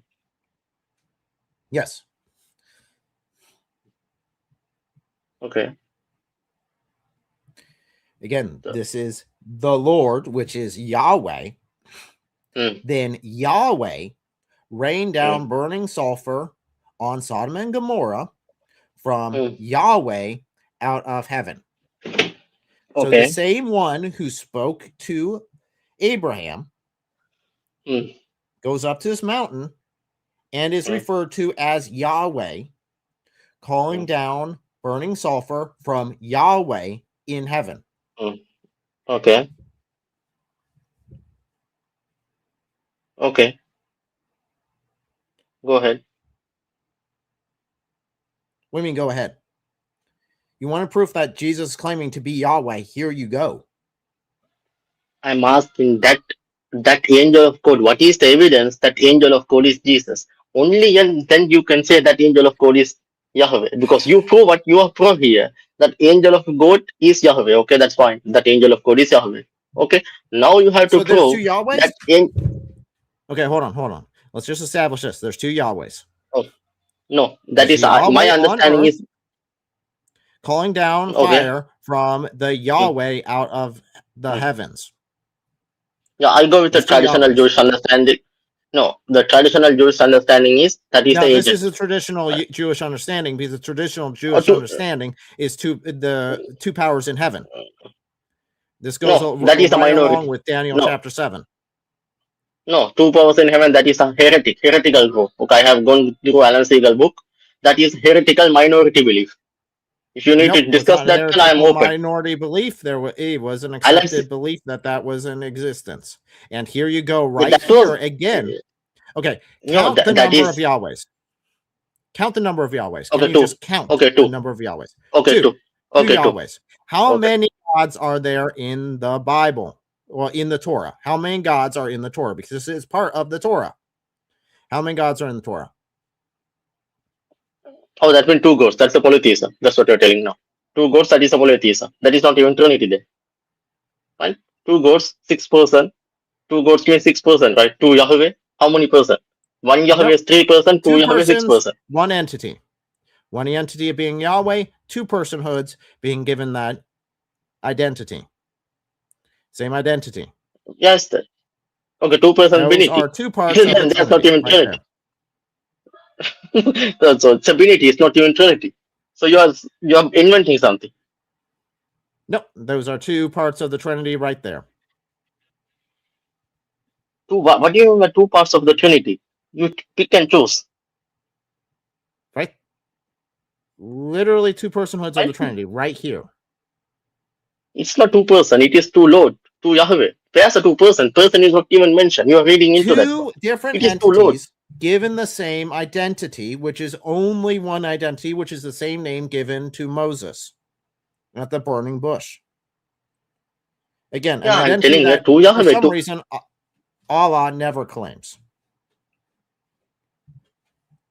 Yeah, Jesus never claimed to.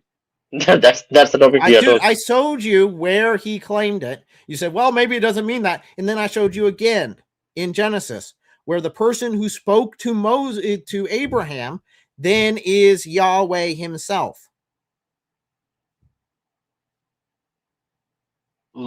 Okay, I have no issue with that one. But when you show me it is talking about Jesus, that sentence do not make sense. I just gave you 3 verses in context that once you put them together shows who Jesus is claiming to be. Why do they need to put him in context? Because he's talking to a certain group of people who were very versed in these, who didn't need to have someone explain it to them because they already knew it by heart. You're reading too much. It's too much. You're putting. You're reading into that one too much. Now, my point is, I'm say reading that too much of the still Bible this- again. Dude, there's a You're serious reading problem. too- If your only defense is, dude, you're reading too much of the Bible, you're looking at too much context. Oh, it's too much for me. Dude, that is really bad.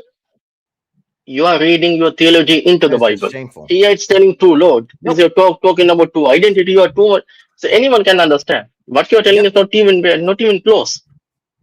What you're telling is, Yep, right here. you're telling that the angel of It's God is Jesus. you, There's no Yahweh. evidence. I just walked you through it. I literally handheld you and walked it through. I mean, my kid would get this faster than you can. It's your kid. That's the case. That's why they will get it. No, where is the evidence that angel of God is Jesus? That's what I'm asking. Your only evidence is Abraham met Jesus. Jesus claims, That I doesn't met mean- Abraham. There's an instance Yes, Abraham met where multiple. named per Abraham an met- angel comes to Abraham. Eric, That okay. would be where Jesus is claiming to be Abraham. Because again, he Where is claimed to that? exist before Abraham as well. Yeah, Eric, Abraham met 1,000 people. Those 1,000 people cannot be Jesus. Right? Abraham met 1,000 people in his lifetime. So each and every person cannot be Jesus. That's what I'm telling you. If you say that particular angel is Jesus, then you have to show me evidence. But simply Jesus met Abraham will not make every person Abraham met is Jesus. That is your conclusion. Every How person long ago? Abraham met is Jesus. Wait. I think you're Okay. missing something. How long before Okay. before Jesus did Abraham live? Do you even know? Yeah, he met, I think, 2,000 years ago. Around 2,000 years before Jesus. Approximately. Approximately. Yeah. I'll give you Yes. that. It's close enough. Close enough. 2,000 years beforehand. So Jesus lived 2,000, existed 2,000 years before his birth. That's what Texas is. Was he a person at that time? Was he a human walking around? Could be. Who knows? Where's your evidence of that? I said could be. It could be any form. It's not mentioned. It could be as a human. It could be as an spirit. It could be as an any form. It's not mentioned. So, well, Who no, said- it would be who- logically a spirit because he was born. Was he not born? Did his mother give birth to him? Okay.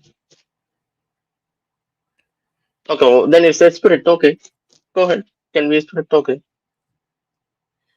So, as a But the spirit, person who, he but met the person who met, Abraham, and in the context of who he's talking about, it would be one of the it would make no sense if he was just a random person meeting Abraham.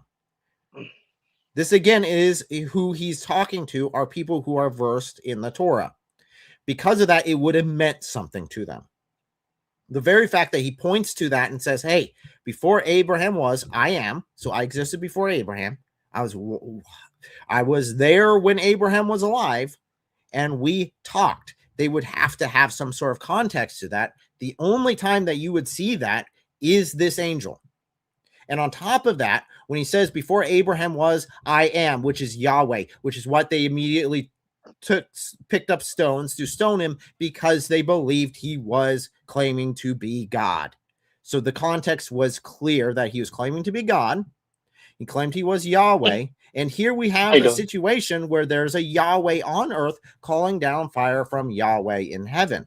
On top of this, we know that Jesus taught the Trinity himself. I don't know what you're talking about. The point is simply he lived 2,000 years ago will not make him God. Satan was living from the time of Adam. That will not make him God. What kind of logic are you using? He claimed to be Yahweh. He claimed Yeah, to be he Yahweh claimed. himself, as I shown. He On top of said that, before he claimed- Abraham. Before Before Abraham was, was, I am. I am. That I is an am, if you identity say, claim. before What did they Abraham do was Yahweh, immediately? that has no meaning. Before Abraham was Yahweh, that has no meaning. He should say, Before before Abraham was, Abraham I was, am. I'm in he should existence. say, I am that I am. he That should is say, Yahweh. before Abraham said, I am, he should say. Then I am Yahweh. He should say Okay, simply, what was the before Abraham reaction? was, What I was the am. reaction of the Pharisees?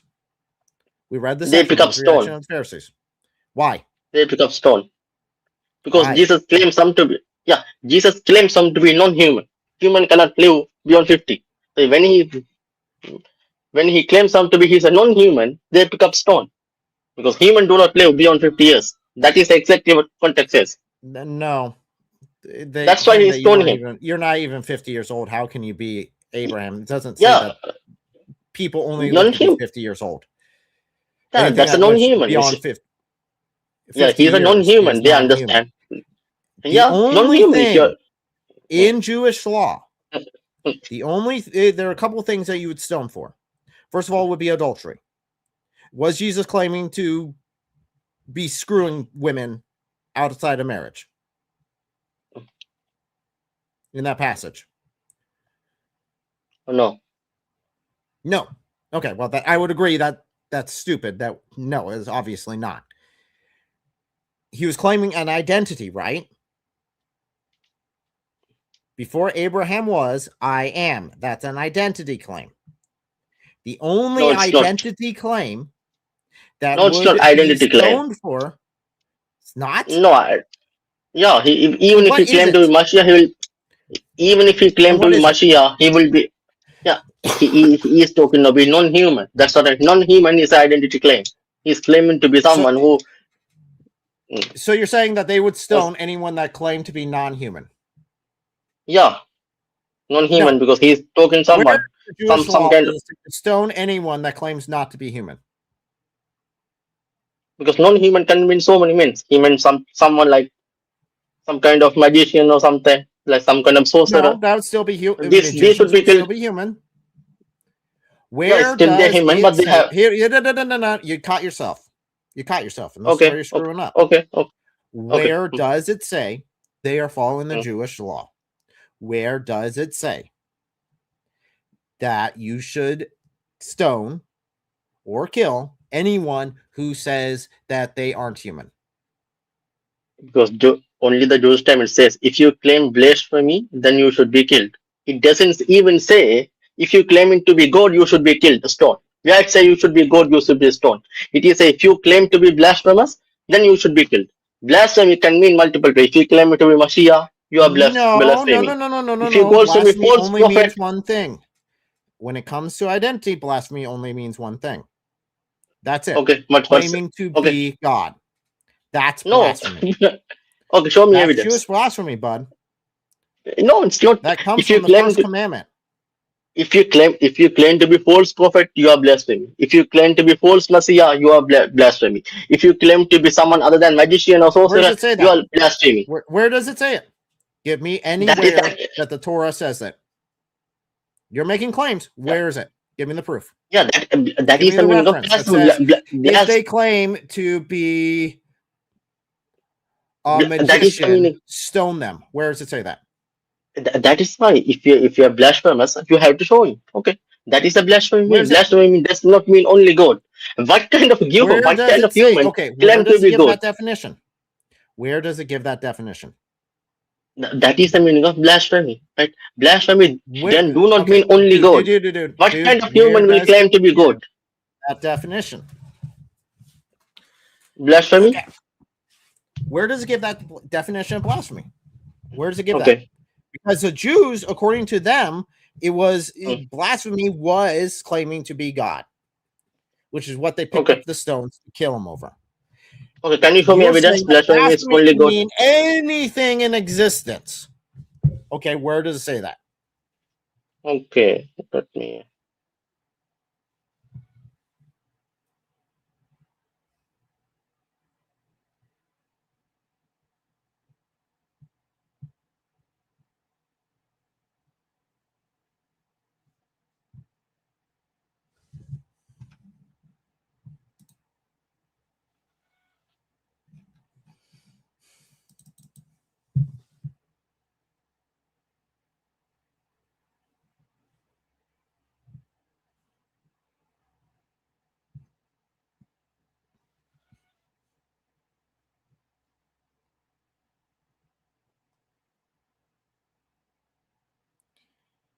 Well, be honest, I've had to search some things up because I didn't know where this was going. But yeah, if he's using ChatGPT, he's not going to be able to find anything because it's not part of the rabbinic laws. It doesn't say that. In fact, the only identity claim in rabbinic laws, according to blasphemy, would be punishable by death is claiming to be God. Not claim to be God. Okay, as an example, normally if you go to blasphemy, if you go to Talmud, the blasphemy mean if you curse God. Okay, if you worship idols, if you say we worship someone other Where than does it say idols, that? these are Give me the blasphemy. reference. Give me the reference. This is the Talmud. Where's it? Okay. What? Oh my God. Okay. It's if you use the name Yahweh, yeah, that's the blasphemy. If you use the name Yahweh, so yeah, you're claiming the name Yahweh. If you like normally when you say someone like as an example. Sorry? No. If you misuse the name Yahweh, again, that will be. He says, yeah. I am, which is Yahweh, and then they immediately go to stone him.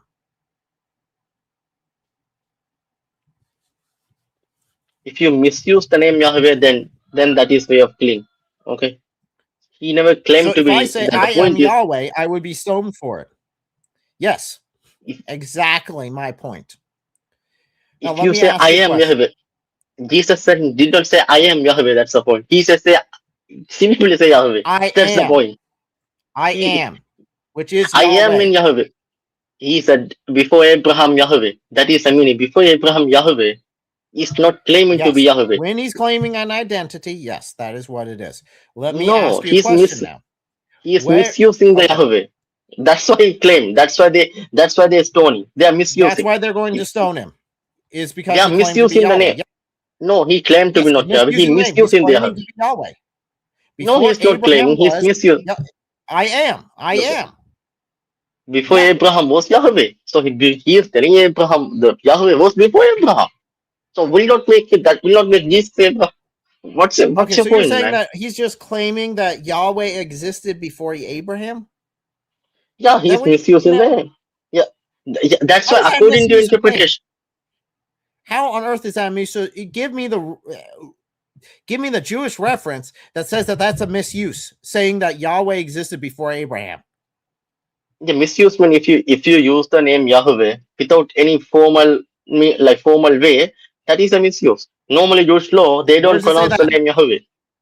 Yeah, they don't name Yahweh. They don't say Yahweh. They don't say it. They don't say it. They don't write it. They don't say it.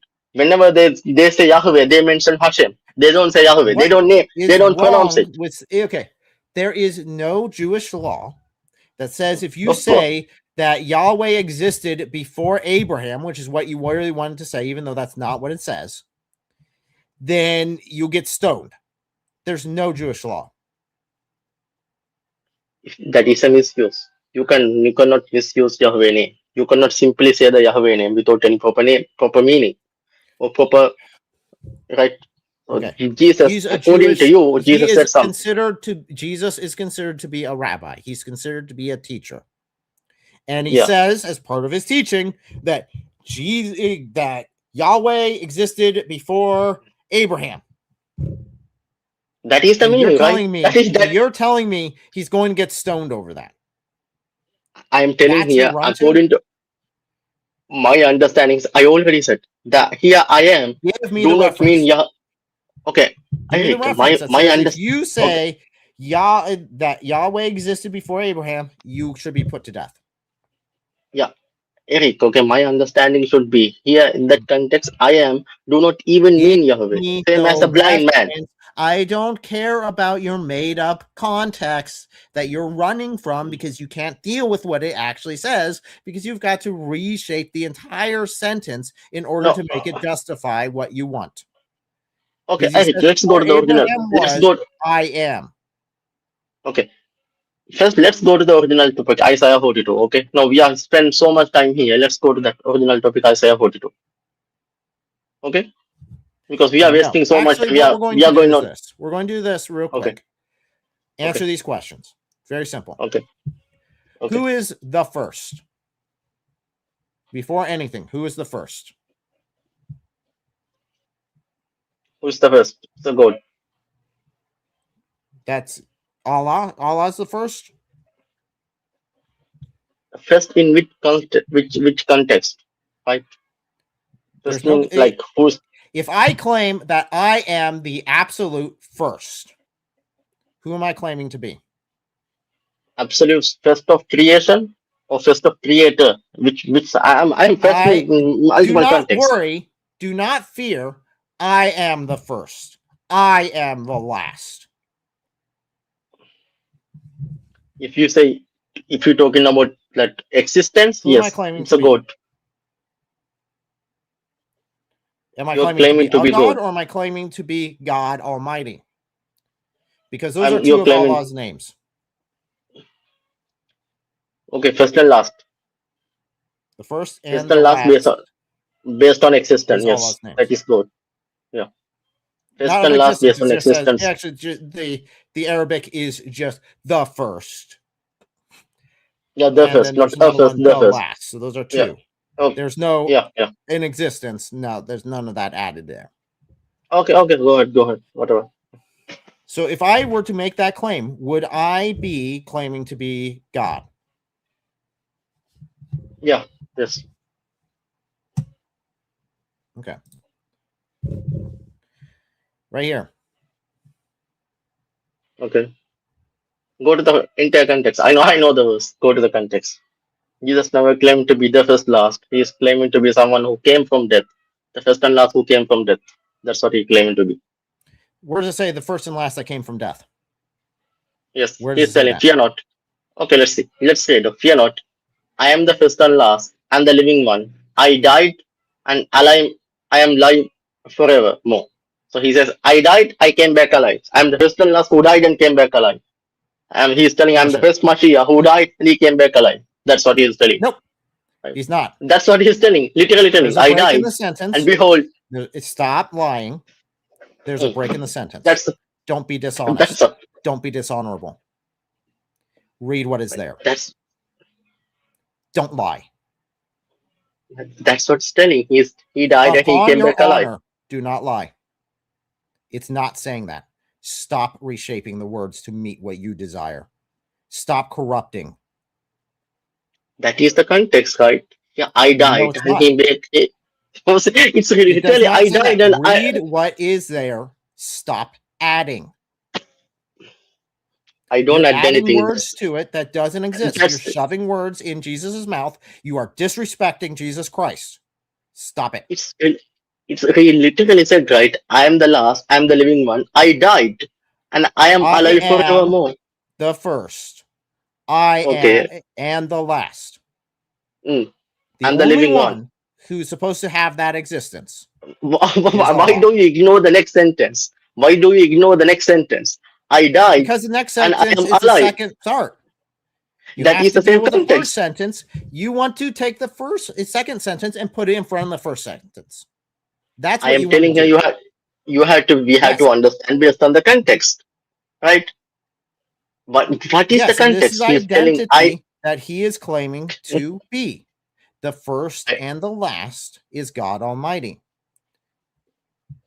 I don't know. I don't know what to say. You don't know what to say. Yeah, I know you don't want to say it because you keep switching it around. I died. Behold, I am alive forevermore. Who is the ever living? If you say Jesus is ever living, he has a birth. He's already born, right? I don't know. The ever living is another name of Allah. And I have the keys of death and Hades. Who has control over death? Jesus was given that authority, right?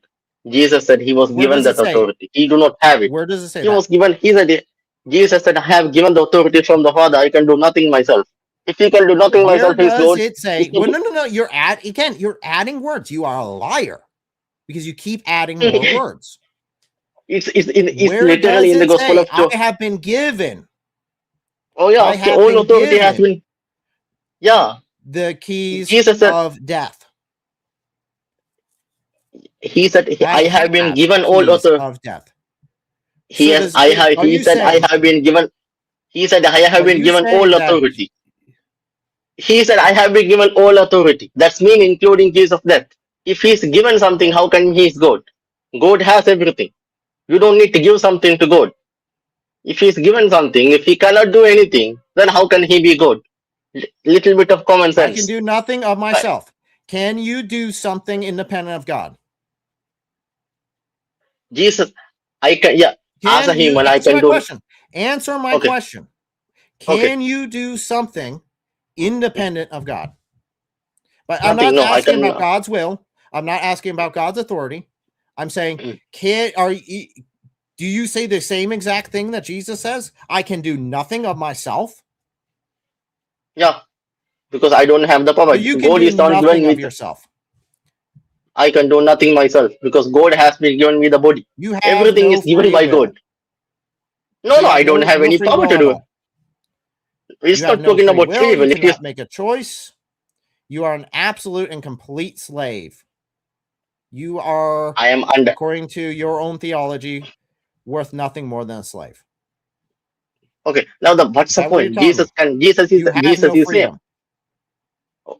freedom. Why are you switching the topic? Jesus say he can do nothing myself. Yes. Are you saying that you are just like Jesus and can do nothing yourself? I'm asking you. I'm asking you a question. Answer it.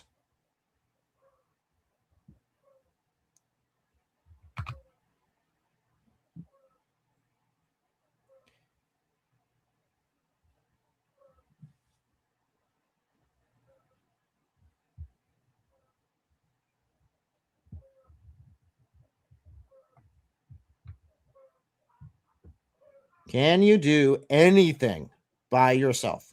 When you commit sin, is it Allah committing Hello? sin or is it you committing sin? Hello? Can you hear me? Yes. Yes. When you So- commit sin, is it Allah committing sin or is it you committing sin? This is not talk. Why are you changing the topic? Answer Right? me the question. You're changing the topic. I am asking how I'm not Jesus changing the topic. I'm staying on topic. Answer the, how Jesus can be God if he cannot do anything by himself. That's what I'm asking. I'm asking you. I am When asking you. sin, You don't answer. is that Allah sinning or you sinning? Because you said that you cannot do anything apart from God. So is it Allah sinning or is it you sinning? I'm the one sinning, but in my body, everything So you depends on can God. do. God is You just said you can do something outside of God. man. God is the one Because you giving can me the sin. body. God is the one giving me everything. God is the one giving me the free will. God is the one giving me the body. God is the one giving me the earth. So everything man living on something given by God. Independent mean I have to be create something independently.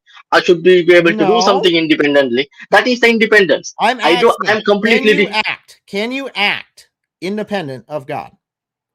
No, we cannot because everything we are living on So you God. cannot. So when you sin, it is not you acting independent of God. It is God acting. So it's actually God's fault. No, it's It's not Allah's God fault. that you sin. God is the one giving me the free will. Everything is given by God. So God is the one giving me the free will. God is the one giving me the universe. So God He's is the one given you giving me the free body. will to act on your own, which has led you to be able to choose to sin. Correct? Yeah, God is the one giving me the free will. Everything is given by God. Right? That is what we mean. So you can, yes. So you can act independent of the will of God in that case because God has given you that free will. Free will, yes. That's why because it was given. It is dependent. I'm dependent because that was given to me. I do not own it by my choice. It was given to me. That's why I'm But dependent. your choices using that free will are yours. Yeah, that's mine. Everything was given. That's what it meant. That's Okay. why I cannot do We nothing can myself still- because everything was given. Yes. You just said, okay. So Jesus also If was you can given. do nothing of yourself, then you have no free will. If you can do nothing yourself, you have no free will. If you have free will, then you can do something yourself. You can make your own decisions. That's how free will works. Yeah, free will was Can you given make to me. your That's own what I said. decisions? Of course, I can make my decision because God gave me that one. I can make my own So decision you because can God make your has own given. decisions. Yeah, because God has given me the free choice. Because of that one, I can make my choice. Right? It Okay, was so you given can. something. You have will free from God to make choices. Yeah, it So was God's given not to me. responsible for the choices you make. Right? Yeah, God is not responsible because that was given to me. Yes. Absolutely. Mm. Jesus said he cannot. Yeah, he cannot. He cannot do by thing. He was given something. He cannot do anything by himself. Same as a human. Yep, he cannot do So anything that by make himself. that make him a god. Only That what the make him a Father human. shows him. Yeah, that make him a human. No, that does Because not make him human. That makes him that's one one. with God. That One makes him with one with God. He God. was given. He given something. You He just can do said nothing that by you. Oh no. You just said that you have free will and you can make decisions that Allah is not responsible for. Jesus is saying, apart from the Father, I can do nothing. Nothing. In the same way, you can do stuff independent of God. Again, you can sin, as shown. Now, in Christianity and Islam, Jesus never committed sin. That's accepted in both. So no, this is when Jesus say he can do nothing by himself, he is good. If that is your common sense, I don't know how Yes, to he can do nothing by himself. If he say he's given authority, apart that is from good. God, I don't know how because to he like is part of the triune nature of God. So he cannot do it independent, where guess what? I am an independent being. I can make choices and choose to do sin and commit sin, and God's not responsible for the choices I make.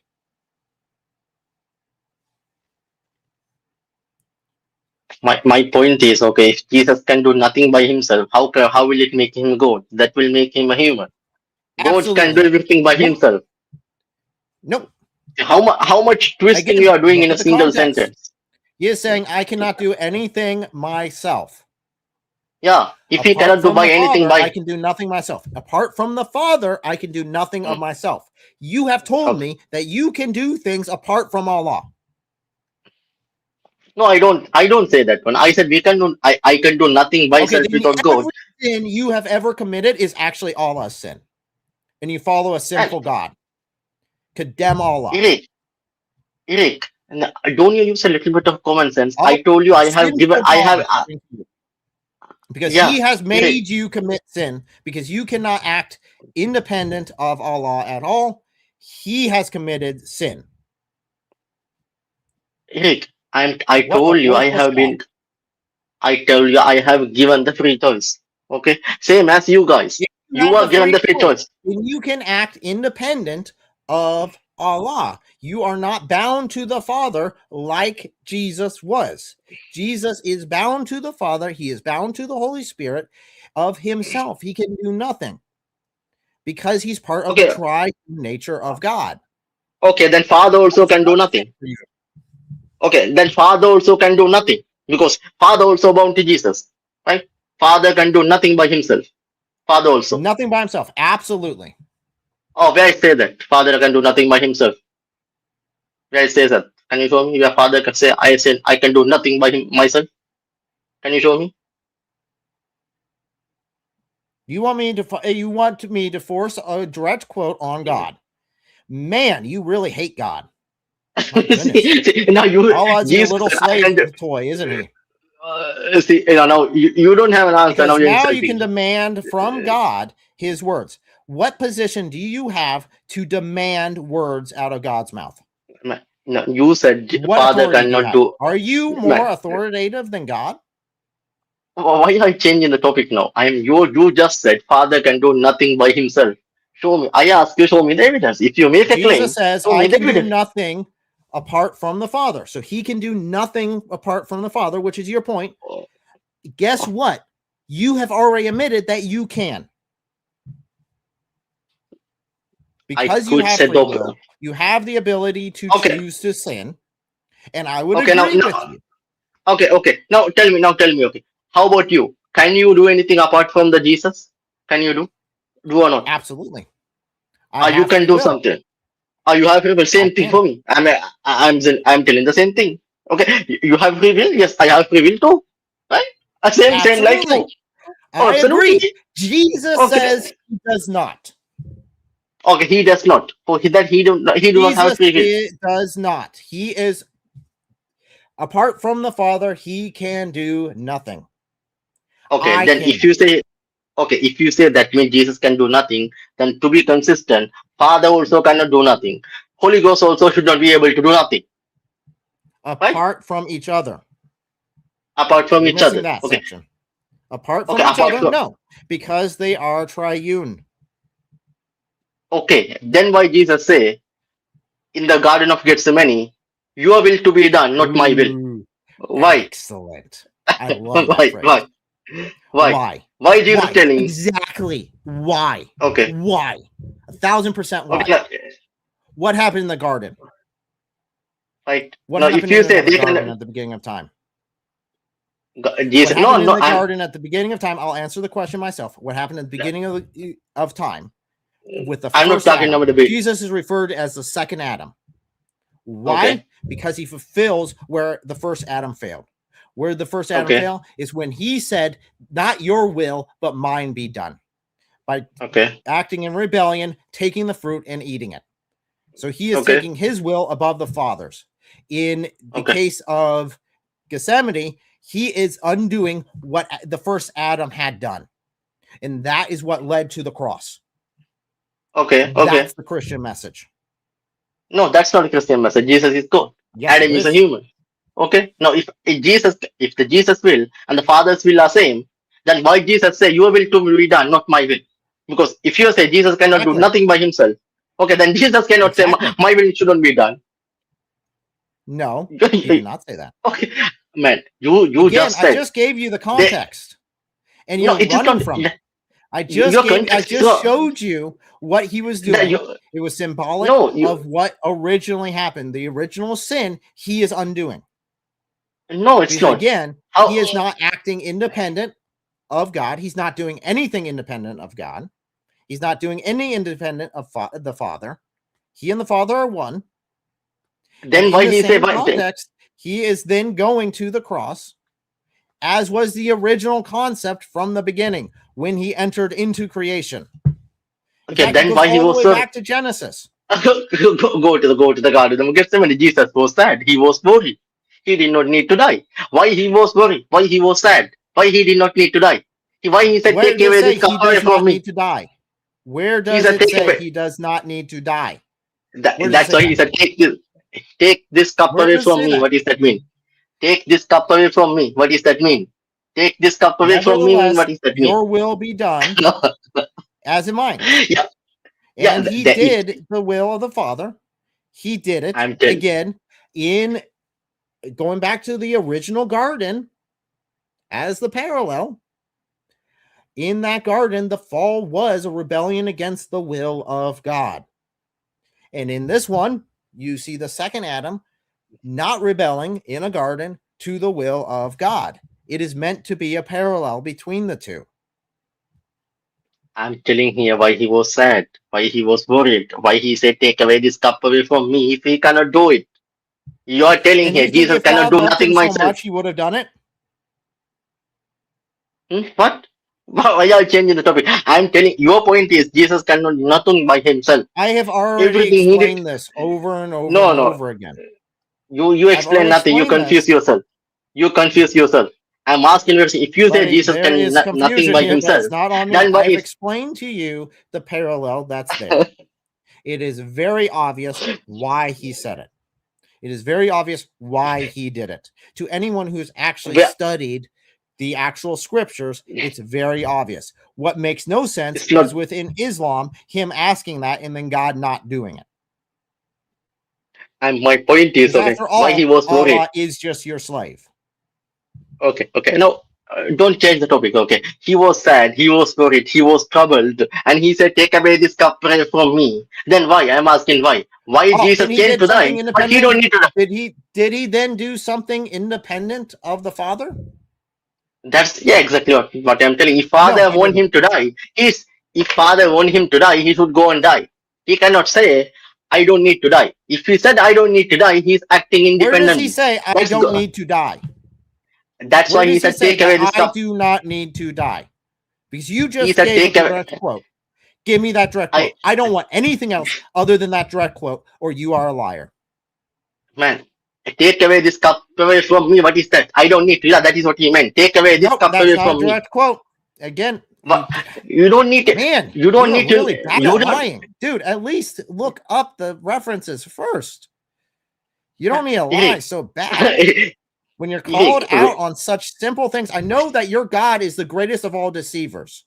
He is the devil himself.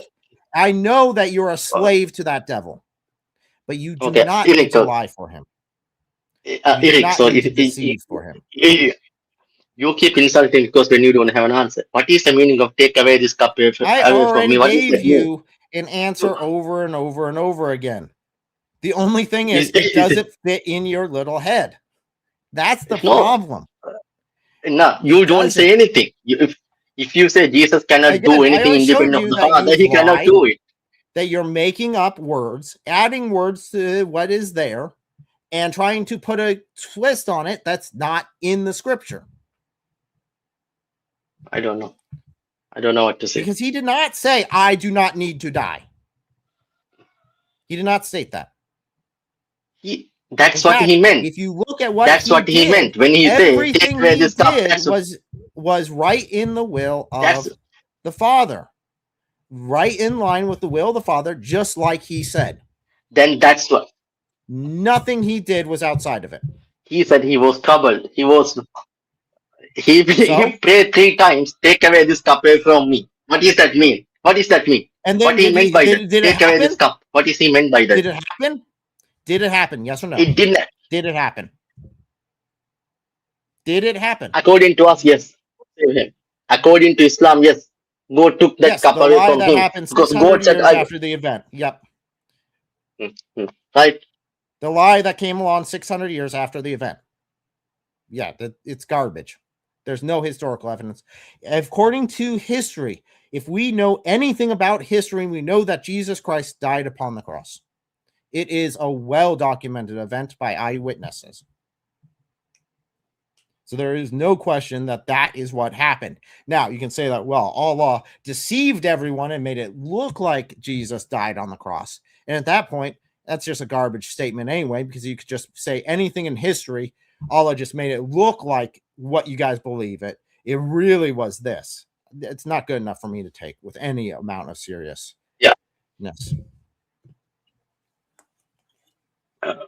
Eric, that if you go to the context, okay, so you explain what he meant by that. What Jesus meant, take away this cup away from me. You never said anything. What he meant by this. Why he was troubled. Why he was sad. Why he was worried. Tell me why. Why he was worried. Why he was sad. Why he was troubled. Why he prayed 3 times. Take away this cup away from me. Why? Because he knew what it was coming. Then if we know what he's coming, then why he need... Okay, why he need to be sad? He should be happy. He's going to go and die for the sins of the people. Why should he be sad? Why should he be troubled? Suffering involved. He's going to do some good. Do you not know what crucifixion is? Do you not know how painful crucifixion is? It is horrific as well as humiliating. It is one of the worst ways to die in history. Okay, then why he take away this cup away from me? He should say, I should willing to do that one. Why should he say he take away this cup away from me? According to the Bible, did he do it? My problem is why he said that he said take away this cup away from me. You are arguing vague hypotheticals and applying that to Jesus when he didn't do it. What happened? Give me what actually happened. Eric, my point is there's a 2 will of Jesus, will of Father. Dude. According to you, there can be only one will. You said he cannot have independent will. The will part. You don't like it because it actually explains your claimed contradiction. No, it's still you never explained that easily because it takes a simple Bible study in order to freaking own that one. That's man, garbage. You are going again. You then demonstrated that Jesus did not do, like he said, he did not do anything outside of the Father. He didn't do anything independent of the Father at all. He said the independent will. That. Jesus said independent will. He did something. He had an independent will. You said he cannot have an independent will. Don't you understand a little bit of common sense? Jesus had an independent will. He said, "Your will be done, not my will." That shows there's Already a two explained that. independent will. Already You never literally explained that explained one. Oh, Already I did explained not get that, it. yeah. Explain me one more time. Explain me one more time. Explain it. Okay. Maybe Okay. I can maybe there's a misunderstanding. Maybe I need to start from the basics as if I was talking to a child. Okay. Jesus has two natures. In Christianity, he has two natures, one of human, one of divinity. The divinity has been from beginning. He took on human nature when he entered into creation. That human nature still has a desire not to die. But at the end, did he act independent of the Father? No. Where is the human nature? Where is mentioned human nature in the context? You are making so many things. Where is the human nature mentioned? Anywhere. How much thing you have to add something to the text? How much they are adding? Human nature, God nature. No, nothing is mentioned in the text. You are adding so much thing from your hand, So and you're you're making saying your that point. Jesus does not have a God nature? Where it is said, When he I'm entered talking into about creation?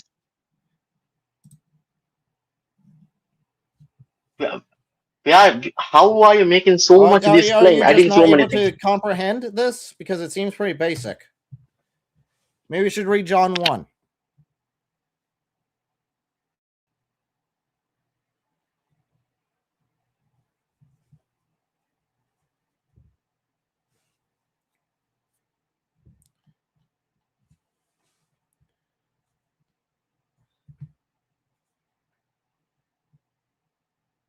Because that would explain this whole thing to you.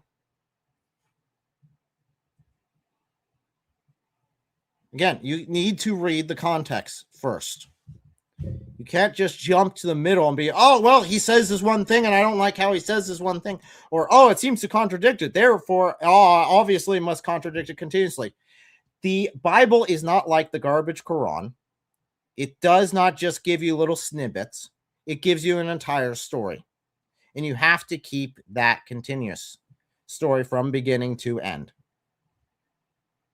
So start in John 1 and read.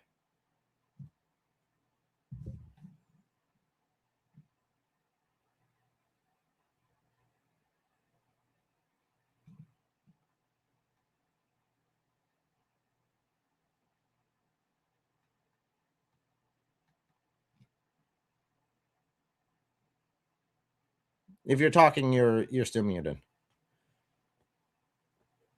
So I can't hear what. Yeah, my mic died.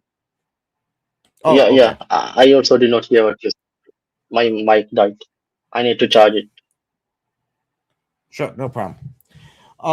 You need So to start with basic Christian theology first. You need to start reading from Genesis to understand. No. And if you want to skip to where Jesus is talking, then you go to John, and that explains God's human nature, as well as his divine nature. No. Both of those are there in John at the very beginning. You're adding and so again, many you're things running into to the different Bible. parts of John to try to prove your point, but ignoring the context of the beginning of John. No. You're adding so many things. That's What am I adding? That Jesus is equal with God, that Jesus is the Word of God, that Jesus then took on human nature and entered into creation. That's in John 1. Just start with John 1, read through.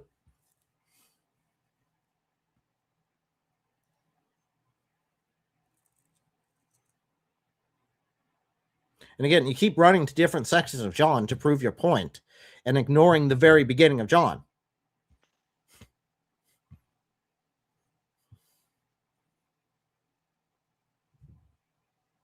yeah. My point is okay. My point is okay. You're adding so many things. Okay. First of all, like I just there was so explained it much all. Did you not listen to Jewish anything? Christians. Did you not They deny listen that to anything? divinity and Trinity, all those stuff. Okay, Okay, Ebionites and shut up. Nazarians. Okay, they are the actual Christians, Shut not up. the pagans who. Did you or did you not listen to what I just explained? You can't just come on here. Oh, you're adding on things to everything because, oh man, you're just adding things to it. When I say here is where you find it. I mean, are you just not paying attention to anything?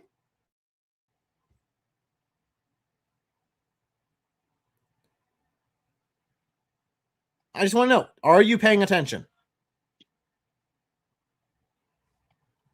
My mind. Okay, I did not understand what you said. You asked me to go on John 1. I told you John my 1 mic died. Go start So I reading did from not John understand 1. continuously It what you were telling. explains the I divine understood nature of like Jesus, something as well as him between. taking on human I flesh told you like and entering first 10 into minutes. creation. That's the human nature No, entering in.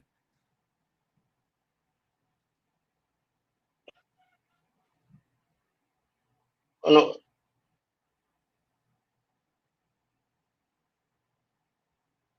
I don't know if you guys can see it, but I'm seeing a refresh thing on his screen. So I don't know if I'm having internet issues or he's having internet issues. Let me know in the chat if you can still hear me or if you can hear him and not me. Okay.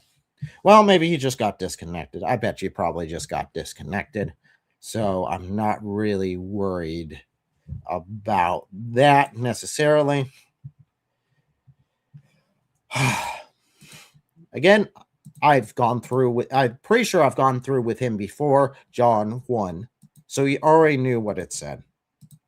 So the fact that he is either avoiding the entire context of everything that he's referring to that is in John or not, so be it.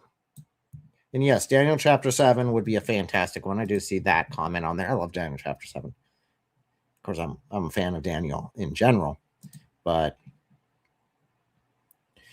yep. Okay. So I guess Lily J, not so impressed by your arguments. Your arguments are just the same as all the Dawa script that's been out there.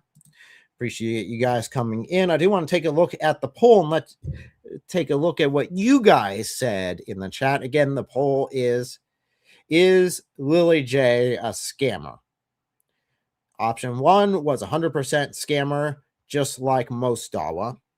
Second is no, she is stupid enough to buy this. Or 3, no, she is honest and smart. So 82 of you said that she's a scammer, just like most of Dawa. 11% of you said, nope, she's stupid enough to actually buy this. Again, I would say that she's just a scammer because I don't think I give her more credit than being that foolish, being that stupid. So, and then, of course, there are 7% that say, no, she is honest and smart. May I recommend actually studying some things for anyone that is actually there for that 7%. Take some time and study, unless it was an accidental click. In that case, I guess my recommendation would pay closer attention. So we have a bunch of people. Option 1, option 1, option 1 is the best Dawa person. I don't know, man. After Junior. As far as, I guess you'd have to scale on entertainment value. If you were scaling on entertainment value and not honesty or integrity or actual legitimacy in any way, shape, or form, I'd have to say Junior and Lily J would be high on the list. I mean, Ali Dawa is like last on my list. He is just pathetic as all get out. His channel's just become begging for money, and that's all his channel really is. Every now and then he has like an actual video, but most of his live streams are just him begging, please give us more money, more money, more money, more money all the time. So I'd have to say that yes, Silly J, you say it's a second best Dawa person after Junior. Yeah, I'd have to say, you know what? as far as entertainment goes, I'd say that Junior is definitely high up there.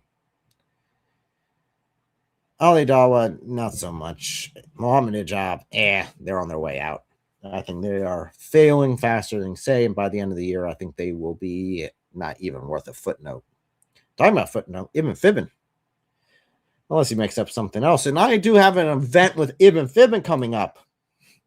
Next week, next Saturday, we have our hot dog eating contest next Saturday with Ibn Fibbin.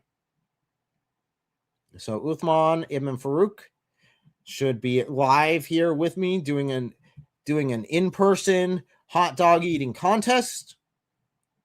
This is in light of him challenging all Christians to do debate on Christmas Eve. After that, I said, fine, we'll do hot dog eating contest on the 14th of March at high noon. So I look forward to seeing him here in person. I'll probably have to set up a little bit of a table, get some hot dogs set, ready to go, and then we'll see who can beat whom in a hot dog eating contest. And we'll find out. Don't worry. I will bring the ketchup. So Ibn Fibbin doesn't have to worry about ketchup. It will be provided as much as he needs. Unless he wants to take a bath in it. I'm not sure. If he wants to take a bath in it, I might need to get more ketchup. Might need to. So thank you guys so much for joining us. I do appreciate the callers in, even though I have an issue when people are just reading the verse and then immediately reshaping the verse into their own image, into their own desires. I have a problem with that. No. Don't just reshape things on purpose. If you make mistakes, that's fine. But, yep. So I will be back. I'm thinking about doing a live stream tomorrow, but I'm not sure. So tomorrow will either be a short or a live stream. I'm thinking about doing something about the whole Iran situation, what is going on there, and what that actually means for Christian apologetics, because it actually has impacts, this whole war. So yay, winner. You're already declaring me a winner. Wait, we gotta wait for the high hot dog eating contest at high noon during Ramadan. We gotta wait for that. Yeah, I'll have some mustard. Some ketchup. Eat the hot dogs. So we will do that next week. And then the Wednesday, we'll be back with some sort of reaction. I don't know yet. I've got a couple of videos that have been sent to me as recommendations. So I need to do that. If you guys see any videos you want me to react to or review or think has good points enough to actually do a conversation, because I would love to have some actual good points. So far, I just see the same garbly gook from the Muslims every single time. I would love to see something good, something legitimate, and definitely if it's like, yeah, we got to sit there and think, oh, well, why does he say, not your will, but mine be done?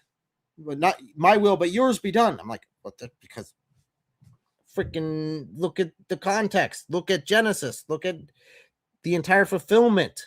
He's fulfilling what was required. No chili for the hot dogs. I do like chili hot dogs. But I don't want too much of a mess, I guess.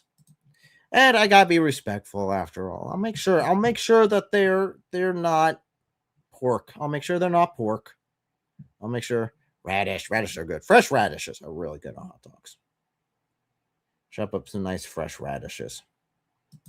When the guy a nice kick, not the stuff from the store. The stuff you grow yourself. Those are really good.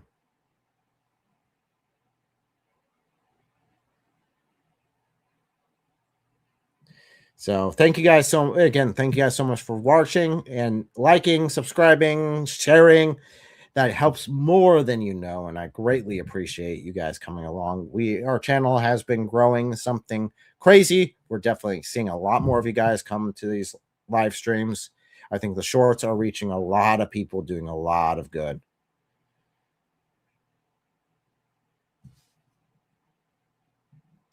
I've not heard anything about that.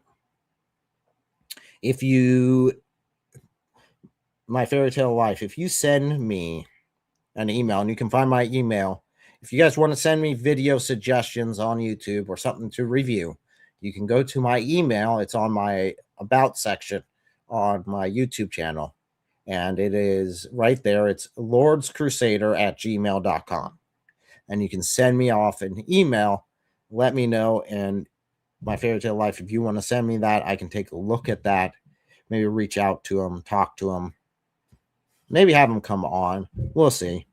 After all, I think Thaddeus from Reasoned Answers had the same thing happen to him, where he lost his job because of the videos he was making. It wasn't a Muslim who did it.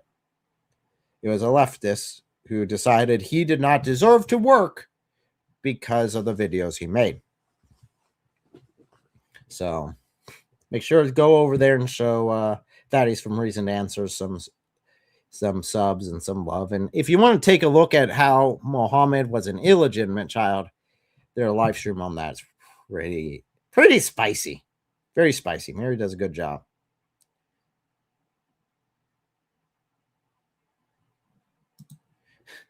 Jesus is not wrong.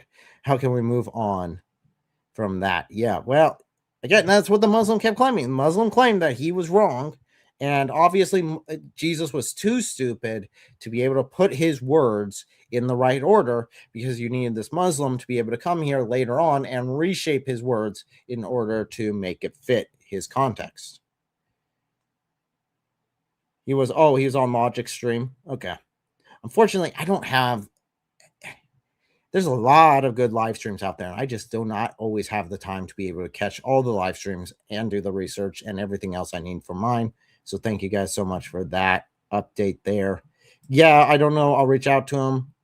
If he wants to come give his testimony, I can set something up with him, and we can talk about that, highlight his whole situation. But if he's on God Logics, he's probably already got pretty good reach.